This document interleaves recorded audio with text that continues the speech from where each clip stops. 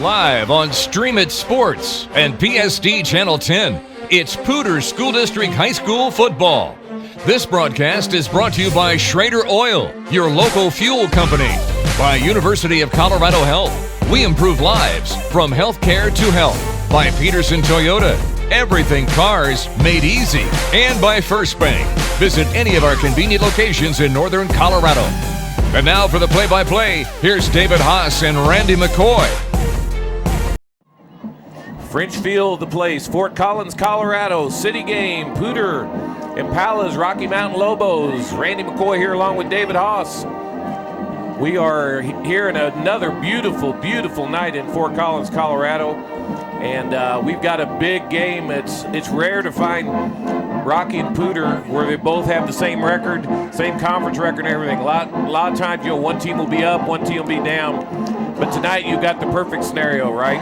Well, you got to look at the night. There's only a couple games left this season, so tonight's going to be that game where you move yourself up the bubble a little bit. A lot of it's about playoff seeding right now. The top of the conference is fairly well settled. You got Horizon up there and Legacy right behind them, and both of these teams, have lost to Legacy. But we'll see how the night goes out. The rest of the night here, we're looking at a game that pretty even. You look across statistically, nothing really shakes you out as either team is going to do one thing the other team can't do. So I think it's going to be the who wants to kind of game. It's going to be, and we saw a barn burner last night. Speaking of Legacy, got to see one of probably the top quarterback in the state. Some people would argue that, but as good as I've seen. They weren't here last night, were they? Yeah, they weren't, and we got to see And really, Fossil Ridge, I thought last night took a step forward, even though they didn't win that game. Now you see the way the games have progressed. We saw that in the last couple of weeks. This time of year, teams are hitting their stride. A great tweet by Coach Tinker today. If you saw that, he really encouraging to his team that it's step by step and brick by brick. And that's about 3 bricks last night. I thought that's as good as we've been covering these guys for 4 years, and that's as good as I've seen Fossil Ridge. They certainly did nothing to make the game out of reach for themselves. They're in it competitively, and I think that's what we'll see tonight from both Poudre and Rocky. You're right. We've got Cade Hargrove, which is the first or second leading rusher in the conference. Is he first? He's second in rushing and leads by quite a ways in scoring. And, he's been in the end zone 14 times this year so far. And, as he goes, Rocky's offense will certainly go. They've done some things to open it up and see more of the athleticism of the quarterback there that with Highland to give them a chance. We'll see how that goes again tonight because they played extremely well last week on offense against Fairview. Did just a couple things to kind of stub their toe at the end, and Fairview was able to take advantage of that and pull out the victory.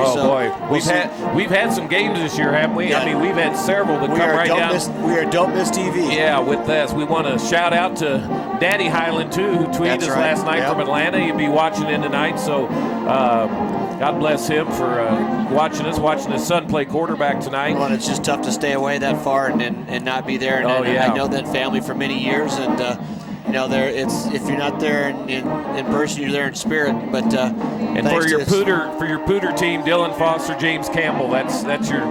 Dylan you're going to hear those two. Top of the league in tackles. He's had 74 tackles on the season, just a huge number. And then Campbell is like Lynch last night. He leads the team in passing and rushing both. He does. I saw that he's like 4th in rushing or something like that. So anyway, this should be a great game tonight, folks. I would not go away from your computer if you're watching on computer or if you're watching it on PSD Channel 10, Comcast Channel 10. We'll be back with the kickoff after these messages. You're watching Stream It Sports.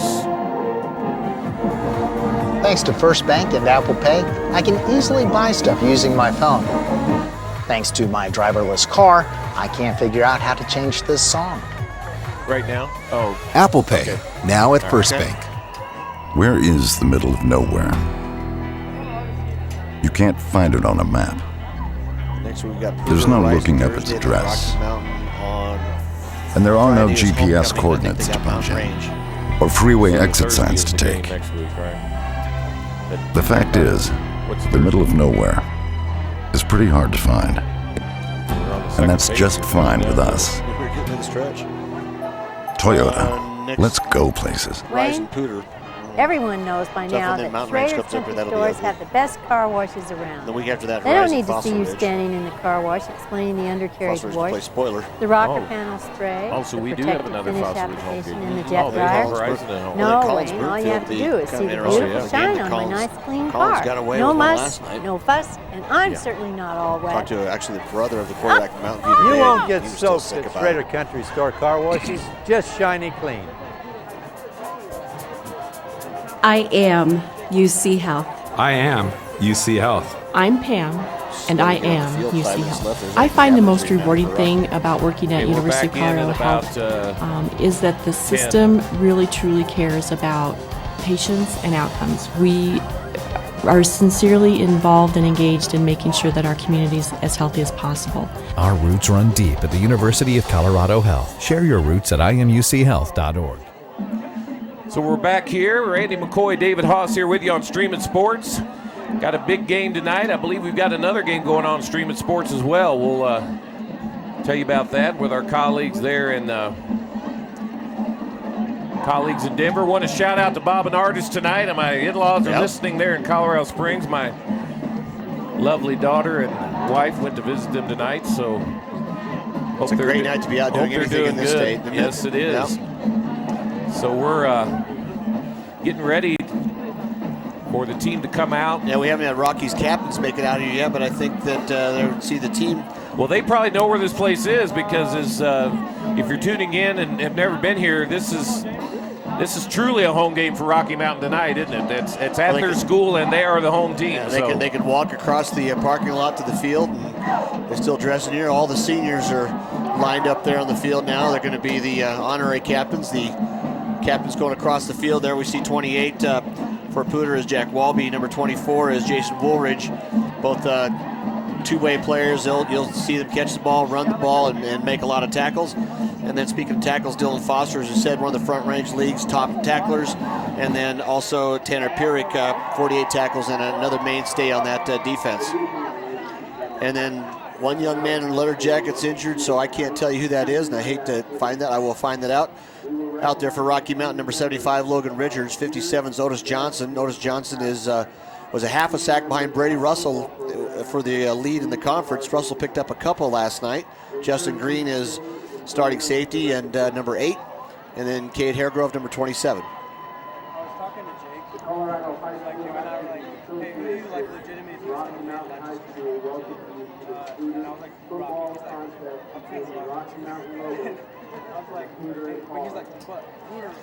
And on Streaming Sports tonight, we've also got Grandview and Cherry Creek, which that's a big game. And the Denver Cherry Creek #1 team in the Dave Logan just seems to find him wherever he goes, doesn't he? He kind of does, doesn't he? I don't know. There's a magic there.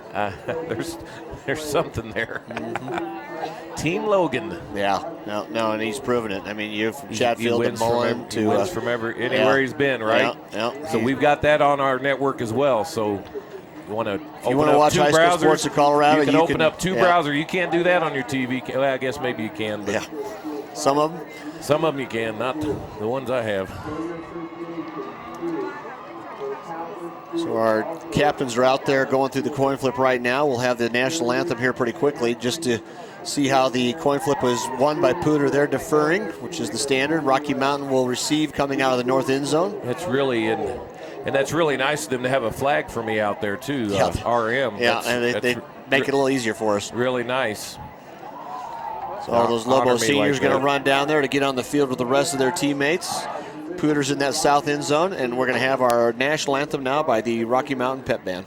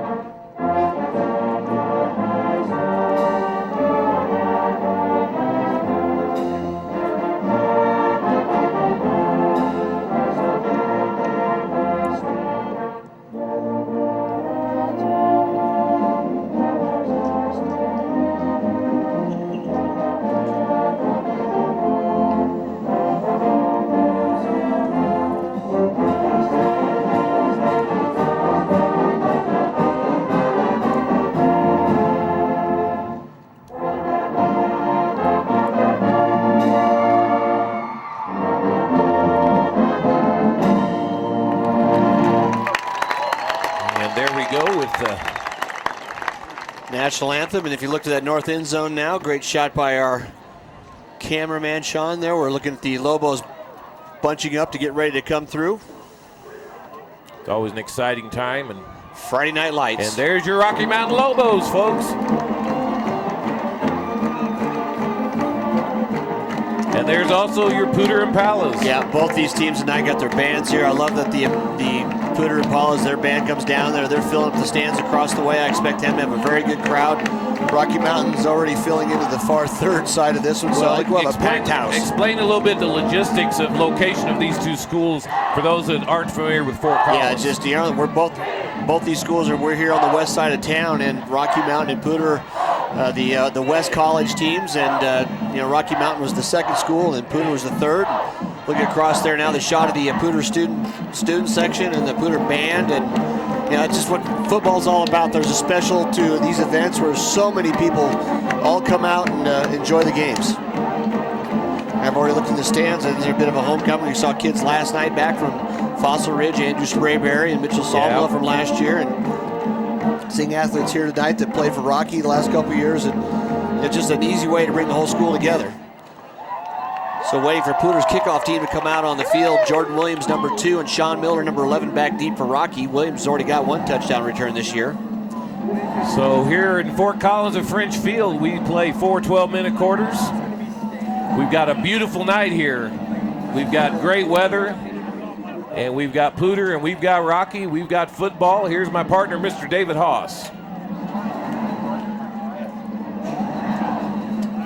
Austin Davis, number 30, the kicker. Poudre, they break their huddle. And you're right, what a beautiful night for football here. Ball spotted right in the middle of the field. Davis drives it deep. It's going to be fielded about the 5-yard line by Miller. Breaking straight up the middle, has got an edge. Comes around one corner, nice tackle down across the 30-yard line. So good return for the Lobos. Boy, it gave you some flashbacks, didn't it? Yeah, that does. That's fun. That's all fun. It's cuts right up the middle. David's son's number, and he returned some kickoffs too, didn't he? Yeah, that was you got to be a little bit crazy there and going Chip forward. Off the old block for sure. Yeah, and you take off. Yeah, not far from the tree. So Lobos break the huddle in the 2-man set. Baskin and Haregrove behind. Starting quarterback Highland. Give over the left side right off the bat. Baskin goes for about 3. And this is going to be a stout defense across the line. I think what Poudre's got to do tonight, Randy, is to stay close early. They've got a lot of their big kids play both ways, and from looking at the way they're going to play the game, you got Dayton Lucero down there and Weston Mayer, the other kids that get in that front for the Impalas. They've got to have a lot of rotation night. Rocky doesn't do that with their offensive defensive lines. They play one way. And we saw Rocky Mountain really open up Haregrove, though, and the fake this time comes around the corners. The option pitch to Haregrove. Fake to Haregrove. Haregrove at the middle, got the linebacker on it. And that option play, which is Rocky's come out with. We saw that last week with Fairview, trying to add another level to that offense. Yeah, you got the law firm of Haregrove and Baskin. Yeah, that's two pretty tough running backs. And a new one in there, too. Well, so, Ivan Blunt's been the addition that gives you that hammer back, and you got to spell everybody a little bit. So third and real short now. Highland under center. Motion across the formation. Curl give to Haregrove. He's going to get the first down, crosses the 45 to about the 47. Haregrove over 700 yards rushing so far. About one more run of 10 yards, he'll hit 800 for the season, and a pretty good work with a couple of games left. I mean, he'd be like every other running back that knows what he's doing. He'll talk about that offensive line up front. Logan Richards, Eric Martinez-Sanchez, and Andrew Bennett. We'll get the rest of those names out here, too. But these are kids like we've always talked about. They've known each other for several years across the line, haven't they? Yeah, they have. And toss to Williams going around the side. Nice tackle coming up on the edge that time. Woolridge, number 24 for the Impalas, playing that corner spot. Good open field tackle. Most of these kids came from Blevins and Weber middle schools, out of those middle school programs. And you got Wellington and CLP and some Lincoln kids going to Poudre. Yeah, so these kids have been playing school ball against each other. Yeah, and we talk about since 7th grade. And pretty soon we're going to have the middle school championship games for the first time. So we're excited about that. So second about 9. Single back behind Haregrove. Option to left field, fumble by Highland, grabs his own fumble, turns up field. Looks like he lost the ball off the hip of Haregrove, but he was able to recover it. Well, again, we saw last week Rocky Mountain opened up their offense in a way we haven't really seen in several years, to be honest with you. Yep. And even though they still only threw for 68 yards, just the type of play, well, and then also adding the option, going to the pistol formation a fair amount more, and using an athlete like Highland, I think that highly suits his game much better. Right, great so far athlete, tonight, great basketball player. Yeah, and a pitcher on the baseball team, so he's a three-sport athlete. Williams in motion around the backside. Give to Haregrove over the left. He breaks out across the left side. He's going to go, I believe. He's inside the 20, the 10. Touchdown Lobos. And what a job up front, the left side of that offensive line. Haregrove busted through that side, Randy, and shook off one tackler. Nobody gets the first shot on him and puts him down very often. No, and we've seen him do that. He's fast. Yeah, I mean, the he's got good acceleration there was speed. it.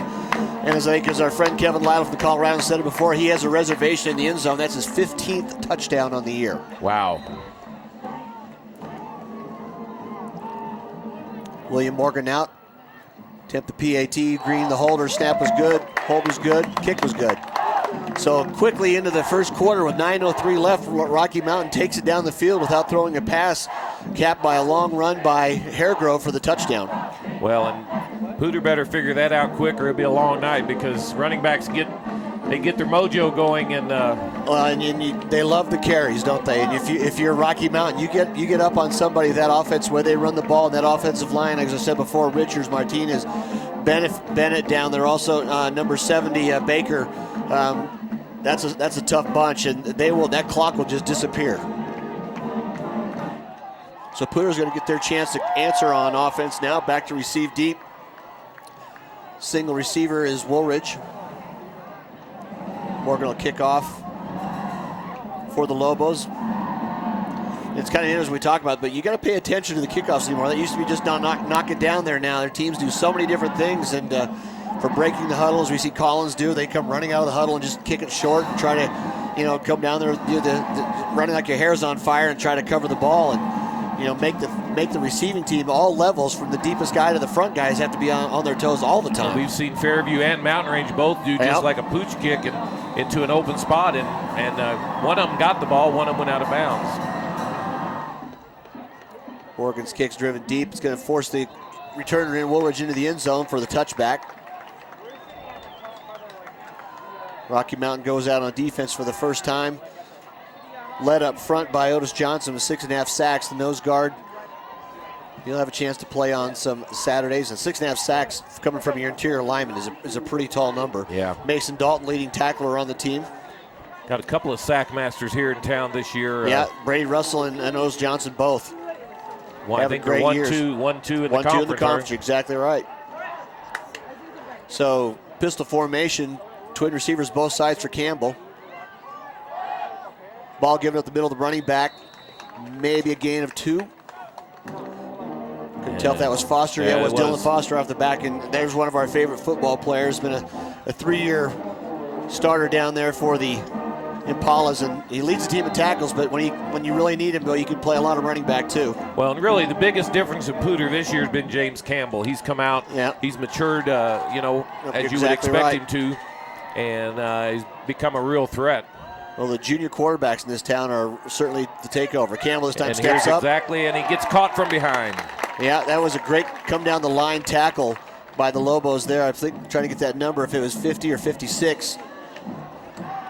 Well, I think it was 56. Yeah, it was 56, and Mason Dalton again. That shows you why he's leading tackler, to come off a block and catch somebody as fast as Campbell. Brings up a 3rd and 8 now. Trayvon Robinson, one of the starters for the last couple of years for the Lobos on defense, sitting out tonight. So I see different players in the game, a little shuffling the lineup. Pistol formation again. Walby in motion across, trips to the right side. Campbell rolls out right. He's got a man open down the middle. Nice pass. But what a great tackle in the open field. Brady Morris came up and came down and put a solid tackle on him, but not after the first down yardage was made. It was a great pass, great route. Woolridge with the route there and held on the ball. That's tough to hold on the ball when you get hit blindsided. It really was. Yeah, you're out there in open space, nobody farming. Morris had the deep route, but he came off him to make the tackle. But as you said, first down yardage. Nice job by Campbell on the throw. Rocky Mountain bringing a blitz this time right up the middle, just playing the quarterback on the run on the way to the quarterback there. And you see that theory, if you're gonna do that on offense now, we've got a Poudre lineman down. Grab himself there on the knee. Hopefully that's not going to be too bad. That's a tough one right there. But number 76, Tyler Lawrence, a tough lineman for him, and something went wrong there. So we're going to step away, and we'll be back here in a minute. I am UC Health. I am UC Health. I'm Matt, and I am UC Health. I've got 2 boys, and I've got a girl, and I think they see me as someone who, fixes broken hearts mainly and gets people back out there. My daughter, who's 9 months, she'll understand someday that I try to help people, and I think they take pride in that. Our roots run deep at the University of Colorado Health. Share your roots at imuchealth.org. So we're back here. Looks like a lower leg injury there. Tough, and that's a tough football player. And I know if you're an Impala fan, you're gonna want him back on the field as soon as you can. Can't be going off there. It just did. Foster did lose about a yard or so on the play. Well, there's going to be some tough runs. There's going to be some tough hits tonight. Yeah, you're exactly right. Again, there's been a fair amount of players over the years switch from Poudre to Rocky, and kind of like Fort Collins and Fossil Ridge. Yep, same thing. Yeah, there's some young men here that Dad was coached out there a couple years ago, and the coaching staff changed, and but he was a Rocky grad a long time ago, and now his kids are both here. They're both starting, the Sayapia brothers, and Diego Garcia Sapia is number 42 out there on defense right now, along with Justin Green, S.J. Schroeder, number 20, Brady Morris in the far side corner. Talked about Dalton before and Johnson. Creighton out there, number 52. 55-0, 2 as an also. So 2nd and 11 now for Impalas. Delayed blitz coming, Campbell back to throw. He's got a man down the middle, almost picked off. A great break on the ball that time for the Lobos, number 41, Jeffrey Ellis. He had the look on it, didn't he? He did, and Campbell didn't look like he was real sure of himself when he threw the ball. He didn't get much step into that, did he? He saw him a little late and tried to get that ball down the middle. Didn't have enough on it, and Ellis had a nice break on the ball. Others out there on defense for the Lobos.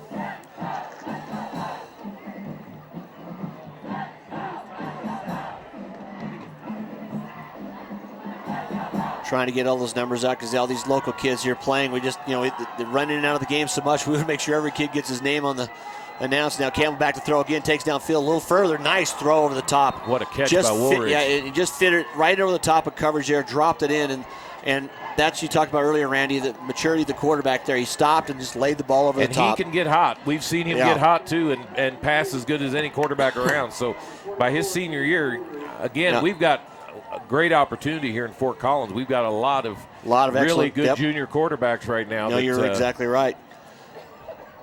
Not only are we having fun this year with it, but next year will be exciting too. Yep, in the game now for Impalas in the line, Alan Diaz Montoya, number 71. So 1st and 10 now, ball right at midfield. Lobos showing blitz. Good patience by the Impalas. Run play, Campbell's going around the outside. That's going to be a tough going to that short sideline. I don't know if that was a broken play or not because well, he put it in Foster's gut, but I'm not sure. Pulled it out and took off the same way. And then you can do that. You try to get a little misdirection because a lot of times people will follow the running back and step away, thinking the quarterback automatically goes off opposite of that with you got that read option. But into the short side of the field there wasn't any room and got ran out of bounds, a loss of almost 3. 6:36 left here on Stream It Sports. Rocky Mountain and Poudre. Leal number 6 here to the near sideline. Woolridge and Walby in the slots.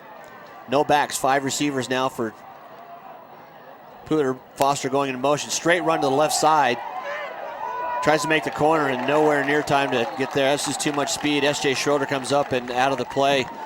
You got to add a pass to that later, and I think we'll probably see that, won't you? You're going to see that as a run play because Rocky had way too much penetration for that to go anywhere. Well, and they've probably only run that 50 times. They've seen him do it, and they had a lot of great success. So you're going to do something until somebody stops you, and that's a great point. But you're going to have some other play come off of that where he's going to pull up and be able to throw the ball. And And Coach McVicker and his staff, I'm sure they got that progression. Schroeder up on top, number 84, the far wide out. Woolridge inside of him. Foster set back next to Campbell. So third down, about 14. 5:50 left here in the first quarter. Being chased, Campbell throws the ball off. The ball spinning around. That's going to be intercepted. Caught it about the 40-yard line. Brady Morris turns upfield. His third interception of the year. Takes across midfield down to the 43. That ball just never really had a chance, did it? Well, it was halfway between throwing it away and just throwing it up for grabs. He couldn't get enough on the ball. That ball fluttered, and you could just tell he's running out of time. He was getting chased down. Scott Creighton had a bead on him. Well, there's more of them. There's more of them than there was of him. So there's 3 red jerseys and one. Yeah. He was getting white out there, and that's one of those maybe throw it out of bounds. Brady Morris ball hawked it and brought it across midfield. Lobos with a chance now to add to a lead. Pistol formation. Ball straight to the middle. Ball's on the ground, picked up by Poudre. Still rumbling around. Nobody's got it. And Poudre gets it. Poudre gets the ball back now in the 47 of Rocky. So we've seen this twice now. Lobos have got a little bit of difficulty with that change that offense. That ball hit the ground. I couldn't tell who or what caused it, but once again, ball was way out, nowhere near the quarterback or the running back. So Lobo defense right back on the field. Life again now for the Impalas. It's like the turnover never happened. Yeah, it's like they got a first down and just on their way, aren't they?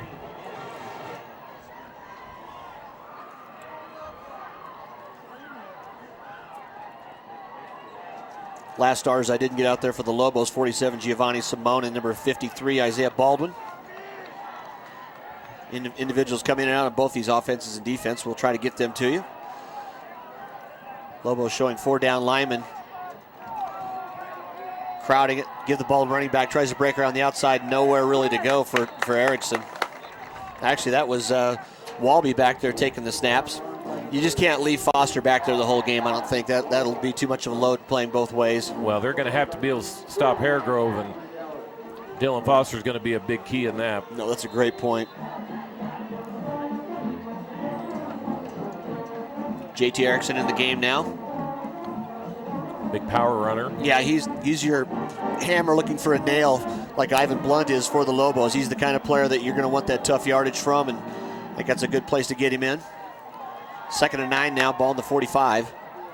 He's in the block right now. Yeah, Campbell rolls out the right side. Dalton chasing him down. He's got a man over the middle, hits him. Great throw and catch. Big hit coming across the middle there.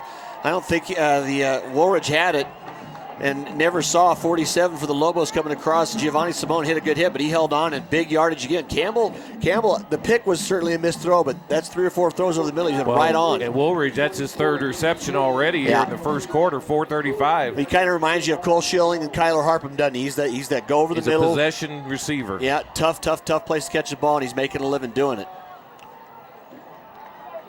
Still in the pistol formation. Campbell won't be under center very often. Give the ball straight up the middle. Tripped up right at the line of scrimmage. You don't really expect either team to run away from either team hit tonight, unless we get a turnover. Unless we get in a turnover battle. Yeah. You get Mason Dahl came across that time, tripped up the running back. And Poudre has had a problem with turnovers the last 3 games, and that's the thing. They stopped winning when that happened too. Started off 3-0 and then lost 3 in a row. It's like somebody's got to give tonight. So 2nd and 11 now. Screen pass set up, well done. Woolridge gets the ball in the middle of the field, cuts up inside the 20, inside the 10-yard line. God thought he was going to get nice to the 10. Play. Yeah, really well executed. Took advantage of Rocky's aggressiveness on defense there, and smart running downfield. Took it inside the 10-yard line. I just don't think we see that play enough. Typically in high school, it seemed like Foster Ridge could have ran that play a couple times last night. Just to get the heat off the quarterback a little bit. It's a great call. Trips to the far side now. Campbell set back. And an offensive lineman. Somebody moved. Or at least I saw that. It's got encroachment on Rocky Mountain, so they're going to get the ball moved down to halfway. Yeah, they could have caused somebody to move. Left guard moved too, but he must have moved. Yeah, you can get drawn off by the defense. So 1st and goal to go now from the 5. Chance for Poudre to tie this game up here with 3:22 left in the first quarter. If you just tuned in, Rocky Mountain drove it down in about 6 plays and scored, had an interception, then turned the ball over on their first play after the interception. So Impalas looking to take that gift and make use of it, aren't they? Walby in motion, goes around, jet sweep to Walby, trying to get the outside. Good pursuit by Rocky Mountain, gains about a yard. You don't think Rocky Mountain knows about that play, Yeah, do you? I think you see 28 going across there, you know how well he runs that. And Fairview couldn't stop it until the last play of the game. Exactly, yeah. When it most counted, and unfortunately just inches. So 2nd and goal to go now from the 5, just inside the 5.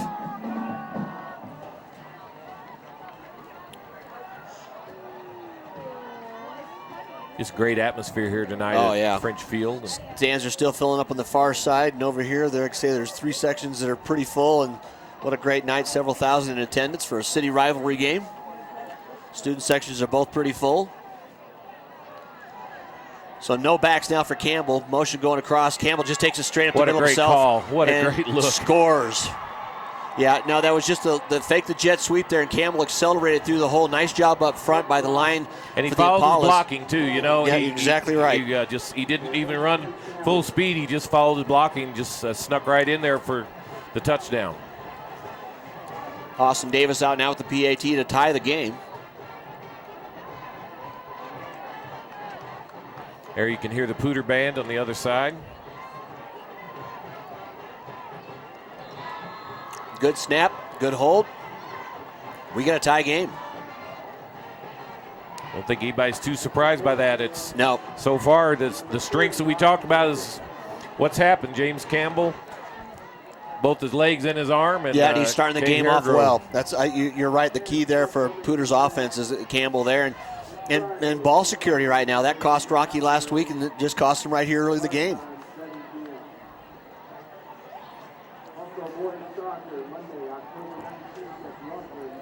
So if you're tuning in here, it's streamandsports.com along with Channel 10 PSD TV. David Haase along with Randy McCoy. Sean, our cameraman tonight. Executive producer Phil Mildren. With Stream Sports has added so much to our telecasts, and then bringing these Poudre School athletes to us, and just a great time of year for all the things going on in these schools. We'll have Kevin Lytle with us here at halftime from the Coloradoan to get his take on this game and some upcoming games, also the cross-country conference championships today. So we'll get his week in review on Poudre School District at Sports. Davis to kick off again. Williams and Miller deep. Short kick by the Impalas. Going to take it over here on the near sideline. Ball goes on the ground. Picked up by Miller. Cuts upfield. Tackle about the 30-yard line. That's one of those pooch punts or pooch kicks we saw. The mortar shot, just to lob it up in the air and try to get down there and cover it before anybody else does. And the ball did hit the ground, but Miller came up and got it. So decent field position for the Lobos, but right now I think it's just one of those, they need to go back to work and do what they do best. I think you're going to see a whole lot of Cade Hargrove. Yeah, I'd say you're gonna wear him down up front. Blunt sitting behind there. Haregrove in motion. Toss left to Haregrove. Skips around a couple tacklers. Nice job by the Impala defense that time, though. Good pursuit. Dylan Foster and Weston Mayer getting off that pile. Some of the others up front for the Impalas, too. We'll see in and out tonight. Danny Cruz, 74. Playing that nose tackle. Tyler Lawrence, as we talked about, 478. Dinged up that ankle, or might have been a knee. We'll see if we can get him back on the field. I'm looking for his number right now, but not quite back. So 2nd and a long 9 for the Lobos. Highland back to throw for the first time tonight. It's got a man over on the outside. Throw a little wide. Good no call there. That was there. People were wanting. Nah. Anytime they see anybody fall, they think that ball was already by him by the time the defender hit him. Yeah, the ball was a little wide, and Miller tried to lay out for it, but Leal was in good spot for coverage there.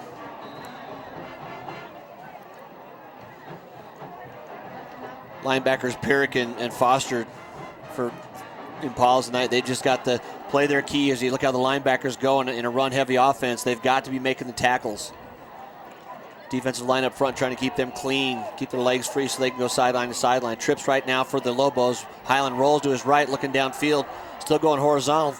Tries to throw a pass down. Nice job on defense that time by Woolridge on Jordan Williams, knocks the ball away, so he's 4th down for the Lobos. And great pursuit by J.T. Erickson. He forced Highland to keep going, didn't he? Highland was having to run full speed to stay away from that. Well, on that play, there was never a doubt it was going to be a pass because Highland never really turned towards the line of scrimmage. There was no run threat to go downfield, and defensive backs, you start squeezing that sideline, and there's not much room. He tried to fit it in there, but just not enough.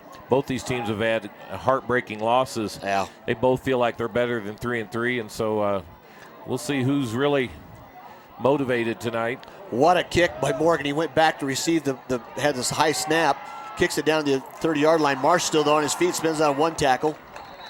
Knocked down about the 38-yard line, but tell you, William Morgan averted a little disaster there. He had to back up a step or two and had the composure, seeing there's no rush. Knocked it downfield, but Poudre in good field position again.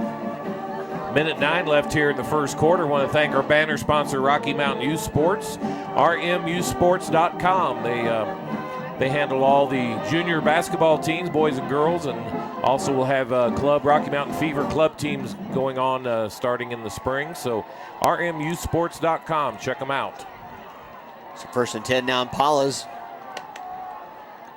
2 backs set aside. Yep, everybody had something going there.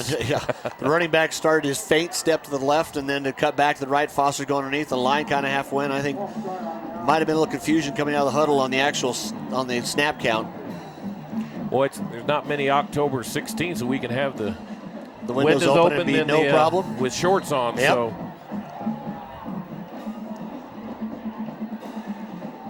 So after the procedure penalty, it's 1st and 15, ball back down to the 33. Same formation, 2 backs. A little new for the Impalas that time. Foster follows the lead back through the hole, gain of about 6. Nice run. I like that after the tackle. Foster pops up, and he and the Lobos safety who came up and assisted on the tackle, Diego Garcia Sapia. Little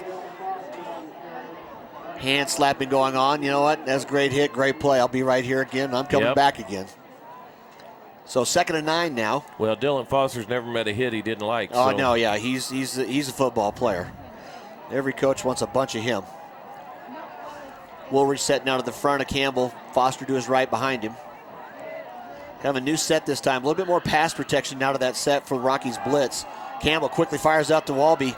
Nice throw and catch. Walby downfield. Yeah, he spun back on the inside. And surprised the defender by going the other way. Yeah, he did, and just intuitively moved back in. Nice catch there. So what you see, what's worked so well for Rocky Mountain is their blitz. I mean, they've just completely shut down offenses with their blitz. Well, now they're bringing that extra running back in, as we saw last night with Legacy. They brought that running back in and gave Lynch all the time to throw, as we saw in the second half. Now Poudre's doing the same thing, and that gives Campbell that extra moment or so, and he found Walby wide open. I'll tell you, Walby and Woolridge are very underrated receivers in this conference. Yeah. And they're going to let it run down to the end of the first quarter. So our score, 7-7. Rocky and Poudre, we're tied up here on Stream It Sports. Who wants more peas? Go away. Oh, Daddy hates pop-up ads. Go away. Hashtag dinner time. Scroll forward. Choose selfie. No. Selfie. Go forward. Delete selfie. Go away. Then picture. Bookmark. Go away. No, post photo. Scroll up. Scroll forward. Hashtag gravy. Faster. Go faster. The First Bank mobile app. Technology has never been so easy. So we're back here, beginning of the second quarter, 7-7 our score. Randy McCoy, David Haase here on Stream It Sports. Again, we've got another big game here in Colorado on Stream It Sports 2. If open up your browser, Cherry Creek and Grandview. Rick Lewis, Matt McChesney are down there for that game. So got some of the biggest games in the state here tonight on Stream It Sports. And a great night to watch them and playing them. So Poudre now with the ball just across midfield, 1st and 10 on Rocky's half. Campbell still in the gun, trips to the top of your screen. Schoninger down here by himself, gives the ball up the middle of the running back, breaks through the secondary.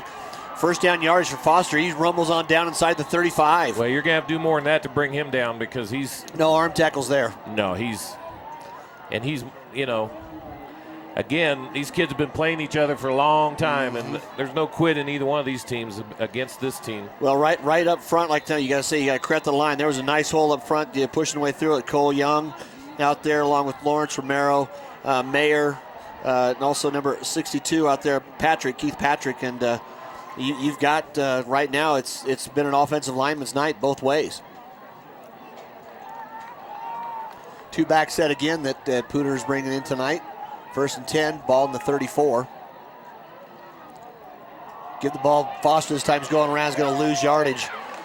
Swarmed under there and started the play. Cole Gozard just came across, got penetration, made him bounce outside, and then the rest of the Lobos were able to bring him down. Loss of 5.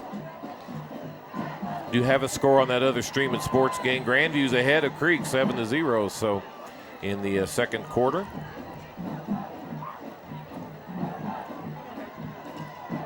See if Campbell keeps his hot hand going. Lobos playing straight man up right now. There's nobody. They got trips on the top side of the field, and there's nobody out there covering 2 of those receivers. So it's a zone defense. Great call.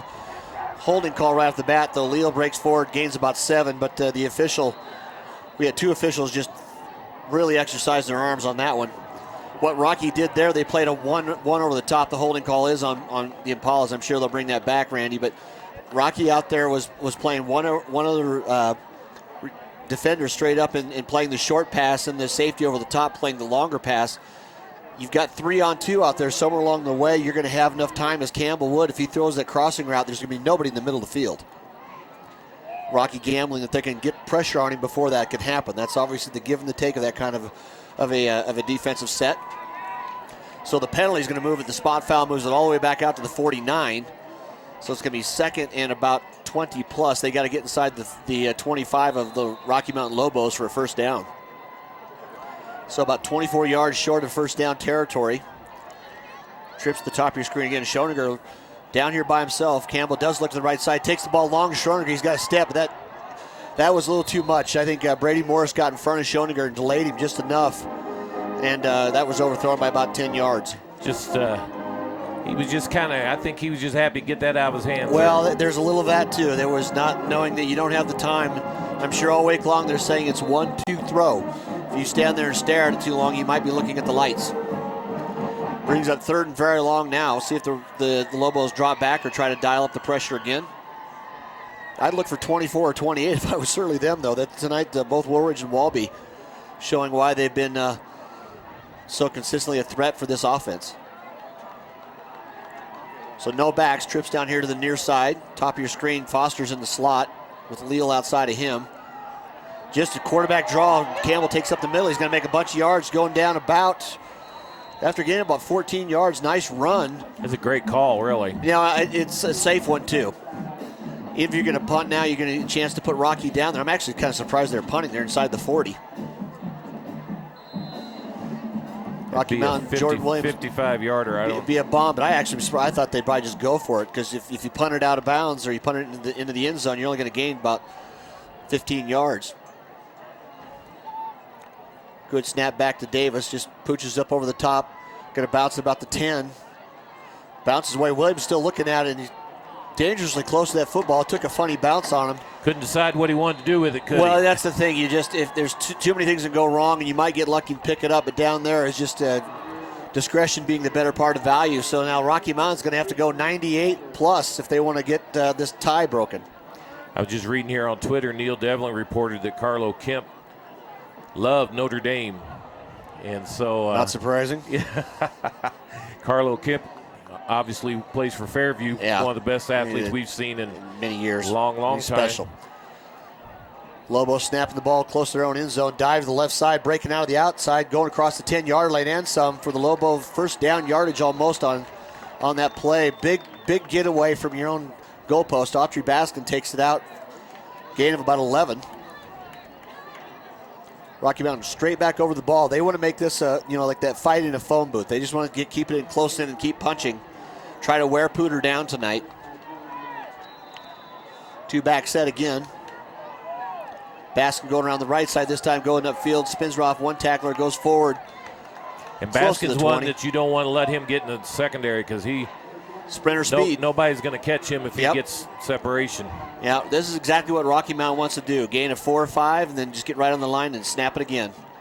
Dive to the left side of Haregrove, though. Nice job of stepping up. Actually kind of just blitzed into the hole. I think that was number 70, Dayton Lucero, just came across. It was either 70, it was 70 Lucero. He just jumped the play and then stuffed him. 3rd and short now. Rocky Mountain quickly again. Tosses left to Haregrove. Up through traffic. I don't think he's going to get that one. He looks short. Nice job of the Impalas going across.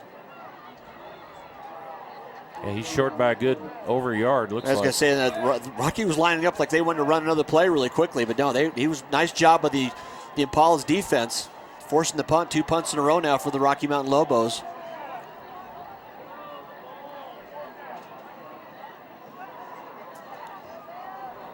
Morgan be kicking from just up House's 10-yard line. Another high snap. He has to step back inside the 5. Drives the ball low. It's going to be about midfield.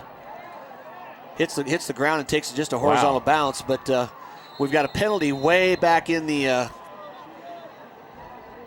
Did they either holding or did they hit the punter? I didn't see. It's going to be holding. It's going to be on Rocky Mountain. I think they'll probably decline that one. You got the ball at midfield. Speaking of Colorado kids, young man at Stanford last night. Oh my, yeah, leading the whole country in total yards from scrimmage. Yep, yeah. Well, if you didn't get to see that on TV last night, but the young man we're talking about from Valor, Christian McCaffrey. Wow. Yeah, he took off. He left those UCLA defensive backs behind. That was not even a foot race. He has sprinter speed at 200 pounds plus. Like I say, I never saw him in person play football, but I saw him in person play basketball, and he could jump higher than anybody else on the court. And he was a top 20 player in the state in basketball, too. Yeah. The gene pool does matter sometimes. Wow, There's perfect and unbelievable. I mean, they're starting to say that H word with him. Yeah, they already are, yeah. So a big penalty there. Spot foul in the back takes Rocky Mountain clear down to the end zone. I think that's actually a good call now. The Rockies struggled with their snaps. This one goes back. Well, now they might try to block it because if they'd have had a block on that last one, they might have. They had somebody there because those 2 snaps are on Morgan. He doesn't have room to back up now. A high snap just goes right over his hands. It's going to be a safety. So Poudre knew exactly what they were doing, didn't they? Yeah, and you come back to it. Like I say, you take advantage of that, and that one was even higher. Morgan, even if he'd have got that one up, I think he wouldn't have a chance of getting that punt off. That center knows he's done it twice. Yeah, it gets in your head. Now you go, whoa, man, I really got to get this one down. Yeah, there's plenty of velocity, and the old coaches say, I just soon have it take a one-hopper there.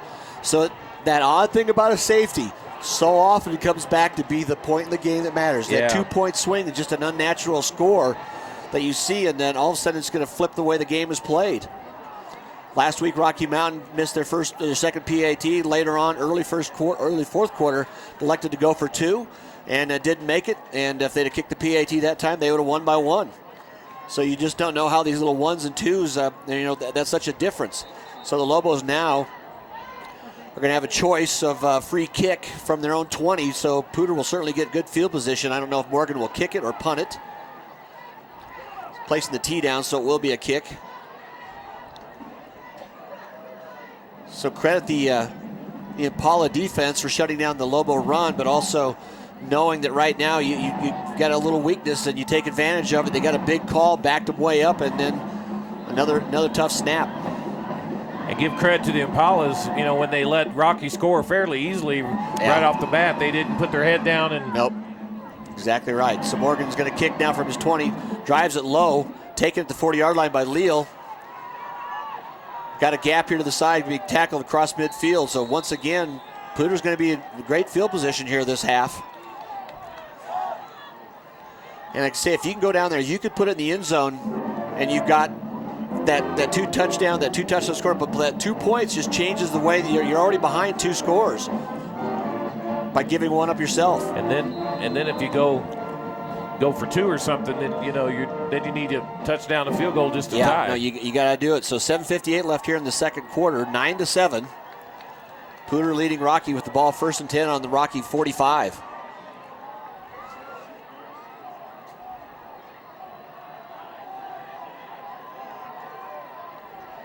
Poudre needing one more athlete on the field. Still going that 2-back protection set. Rocky Mountain brings 3. Campbell tries to throw the ball quickly this time. That had been the right place. That would have been a pick. But neither defense or offense was looking for that ball. Well, right now Erickson didn't know the ball was coming, and the DB went in and hit him. I don't think he knew the ball was that close to him, but Campbell had no time. As soon as he caught the ball, you had to get rid of it. Somebody went right through a block. Can you say hot potato? Yeah, exactly. So trips back, single back again, trips the top of your screen. Rocky Mountain showing blitz, and then they bring 6. Wow. They all met right at the handoff. I don't know who you credit with the tackle there. Right in and top it right away. Number 50, Scott Creighton. Well, I wouldn't say Rocky Mountain's been sleepwalking at all, but I'd say they're a little more motivated right now after that safety. When you say you give up another touchdown now, I'd say the game really changes. So after 2 downs and just 2 plays of negative yardage, but what's really hurt, it's not been the run that's hurt the Lobo defense, it's been Campbell's arm. Got to get downside the 35 for a first down. A little flare pass out to Walby here on the outside, gets across midfield, gets back to the original line of scrimmage. Nice job, Brady Morris, coming up and forcing that. That was a collision, wasn't it? Yeah, that really was, and Isaiah Baldwin came out to help finish it off. So not really much happened here. Poudre's going to punt about from the same place they did last time. Williams back deep on his 10. Rocky's got to get something going on offense. Poudre's defense has shut him down two series in a row. Snap taken by Davis this time. Nice job of laying it over the side. Fair catch called. Good hands at the 16, 17-yard line, so Lobos won't be quite as backed up. That's the difference when you can go up and catch the ball. Don't let that ball bounce around, get your offense in a bad way. 6:34 left now.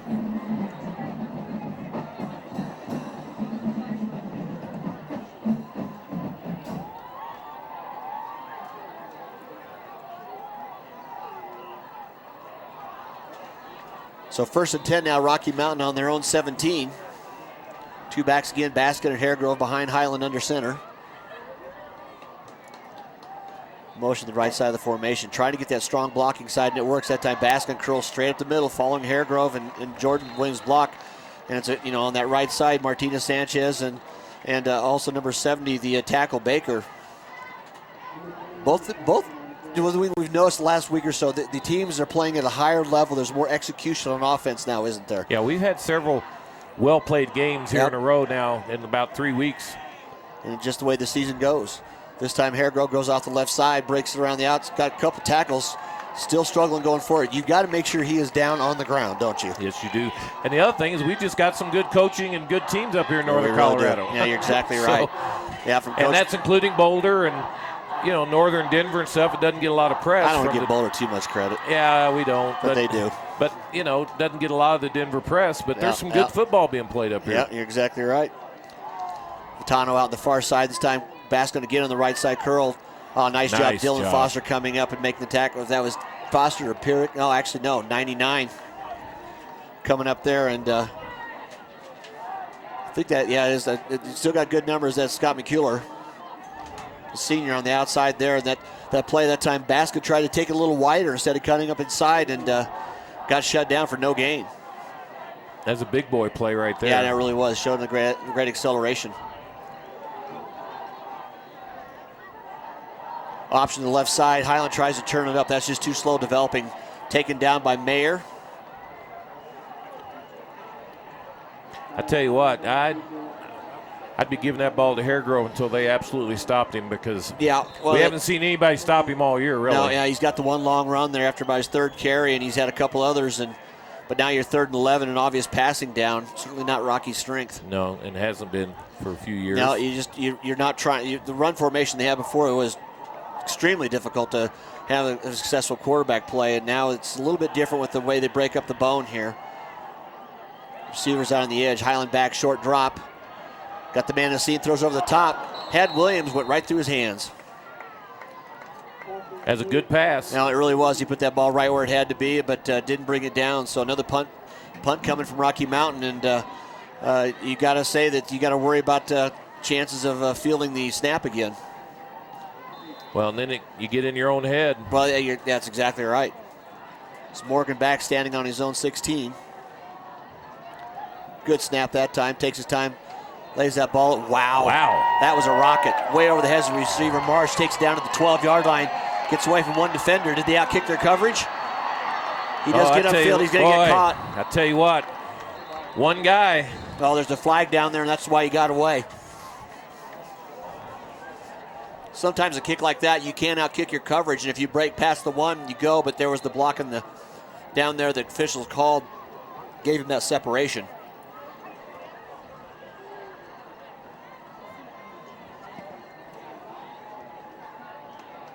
And there's the old familiar block in the back. Yeah, it's just so hard to do, especially you're wide out in the open there, but so Impalas will be starting from that spot foul. They'll be starting inside their 10-yard line. It's a chance for the Lobo defense to stop them there and get their offense a little bit better field position. 9-7 here, 4:22 left in the half. Thanks for tuning in to PSD TV and Stream It Sports. David Haase along with Randy McCoy. Great night for football here at French Field in Poudre School District. So Campbell leads his team back out in the field now.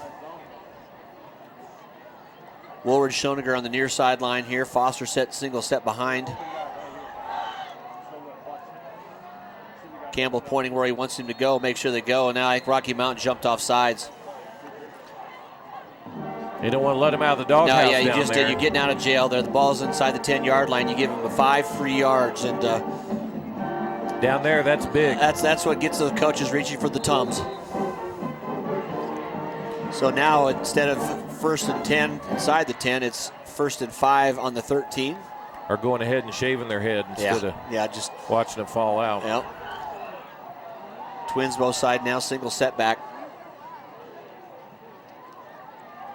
Nice job by the Poudre line just holding. They know Rocky's coming. They're leaning in there trying to jump up around, but Poudre just sitting still.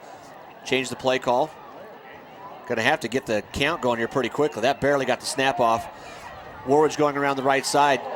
Big hit by Justin Green on the side there. Kind of a late little shot there, but Justin Green came up. You got a head of speed going on that jet sweep there, and that's going to be a big one. But I thought they were he gained 20 yards going sideways. Yeah, turned it up for 1. Well, I really thought they were going to get delay a game call because I looked out and the field judge had been counting and just got that snap off.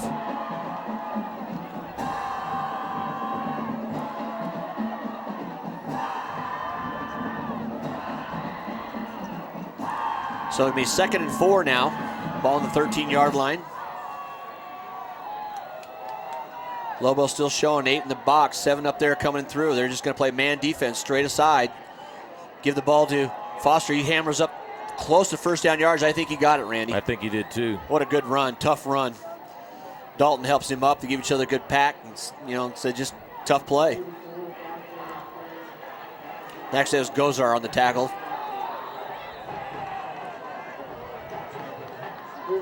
Another score check here. Grandview's leading Cherry Creek now 14-0. 5:27 leading it before the half. It's a minor upset there, would you say? So 1st and 10 now. Good first down for the Impalas. Once again, Lobos playing man defense. Give the ball to Foster. He's taken down the back end. Ball's on the ground. Don't know who came up with it or not, but we're seeing a lot of jumping around. It is Rocky Mountain. You got it, Randy. Justin Green comes out of the pile with the ball. They runs it right as the handoff's being made. Campbell saw they were already on top of him. And that's that risk reward. If you get through there, you get pressure on, cause a turnover. Well, and the thing you don't know, then you have to make a decision right there. Are you going to pull it back out, or are you going to let, who's going to get the punishment? And then just that little moment of indecision caused the turnover. So leading 9-7, Rocky Mountain though on the door after right at the doorstep after the turnover. Haregrove off the left side, turns it up, spins off one tackle, still on his feet, drives towards the end zone. Wow, what a run. What an individual effort there. Good blocking up front. Boy, he bounced off 2 people, spun around another one, and just dragged the tackler from the 5-yard line on in. That was far from not being touched. He was touched at the line of scrimmage all the way in. Everybody got close to him, got a piece of him, but not enough to stop him, wasn't it? Morgan now in for the PAT. Just relentless. Now that's a great way to say it. You know, you got good quicks and good toughness, but boy, there's got to be a whole lot of 1-2, and we don't see many that have more than him. So Rocky Mountain takes the lead now 14-9 with 2:58 left in the half. We'll see how Poudre can answer on that, or if that kind of momentum will come back, but what a tough run. Tough run. So we'll take a break here on Stream It Sports. There's tonight's lucky winners of Schrader Oil Gas Bucks, gas dollars for gas-starved students. Thanks to the Lampkins for providing them tonight.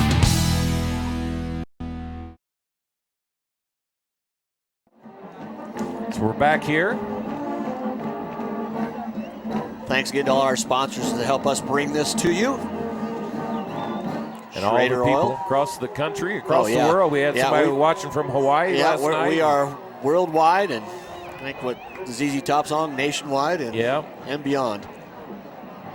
What a great night here at French Field. Huge crowd on hand and cheering up to these teams of Friday Night Lights. Getting that time of year, isn't it? All the games mean something now. Morgan's kick's going to go to the far right side, and just with a single setback, no chance it hits the end zone. About didn't get there. It did. It came right back, and I'll tell you what, if that ball would have been about another foot. Well, you hear me harp on it every game. If there's a single setback on a kickoff, I just don't like that for that reason right there. He had to run clear across the field.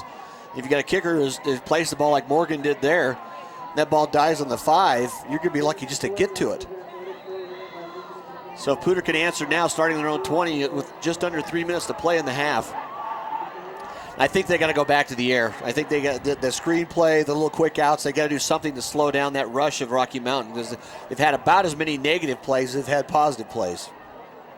So I love Kevin Lytle's. We'll get to this after this play. His tweet on that last touchdown. And Rocky still. Hard count by Campbell. He's trying to draw him off sides, isn't he? That's just good coaching. So we're going to have a timeout taken by Poudre. We'll step aside and be back.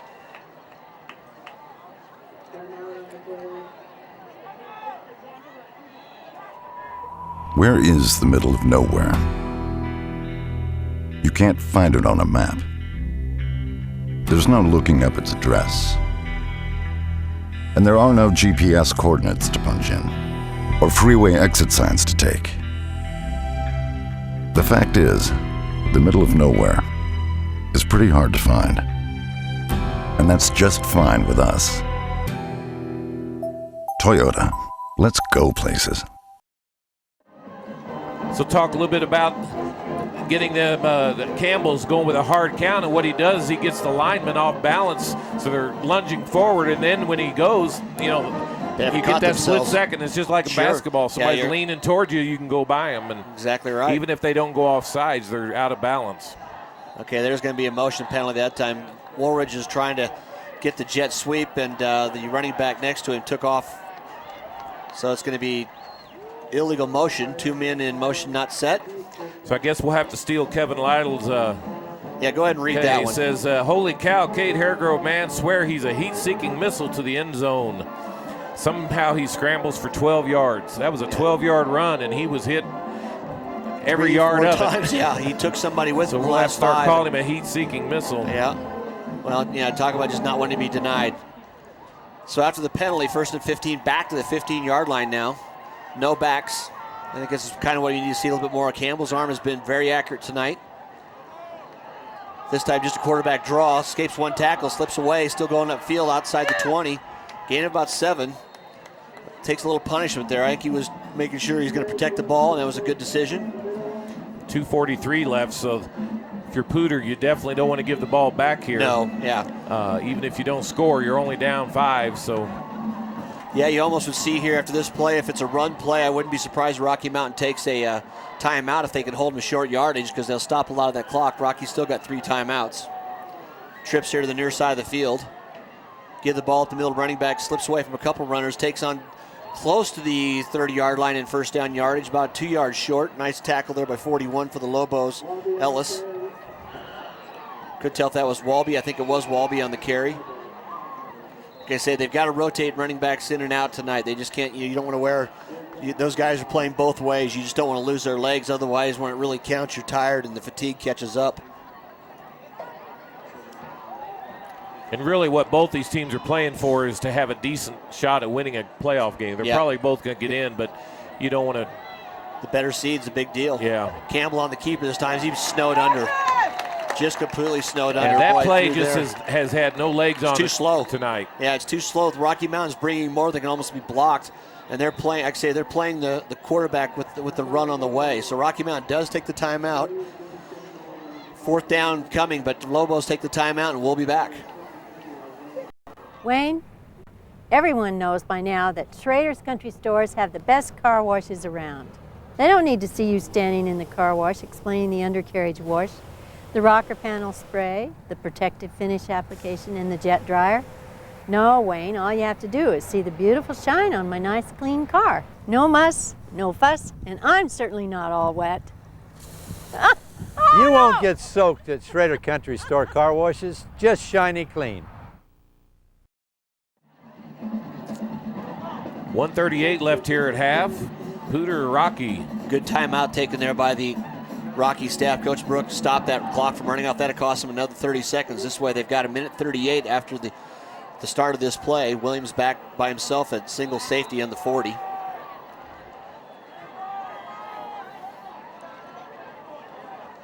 Davis back low, snap, takes it. Not his best kick. No, that's going to drop about midfield. That's the old Peter call. Just get away from him, let it bounce. Takes it, and Impala bounce for about another 10, 12 yards down to the 40. Ran off about 12 seconds, so Rocky Mountain will have 1.5 minutes.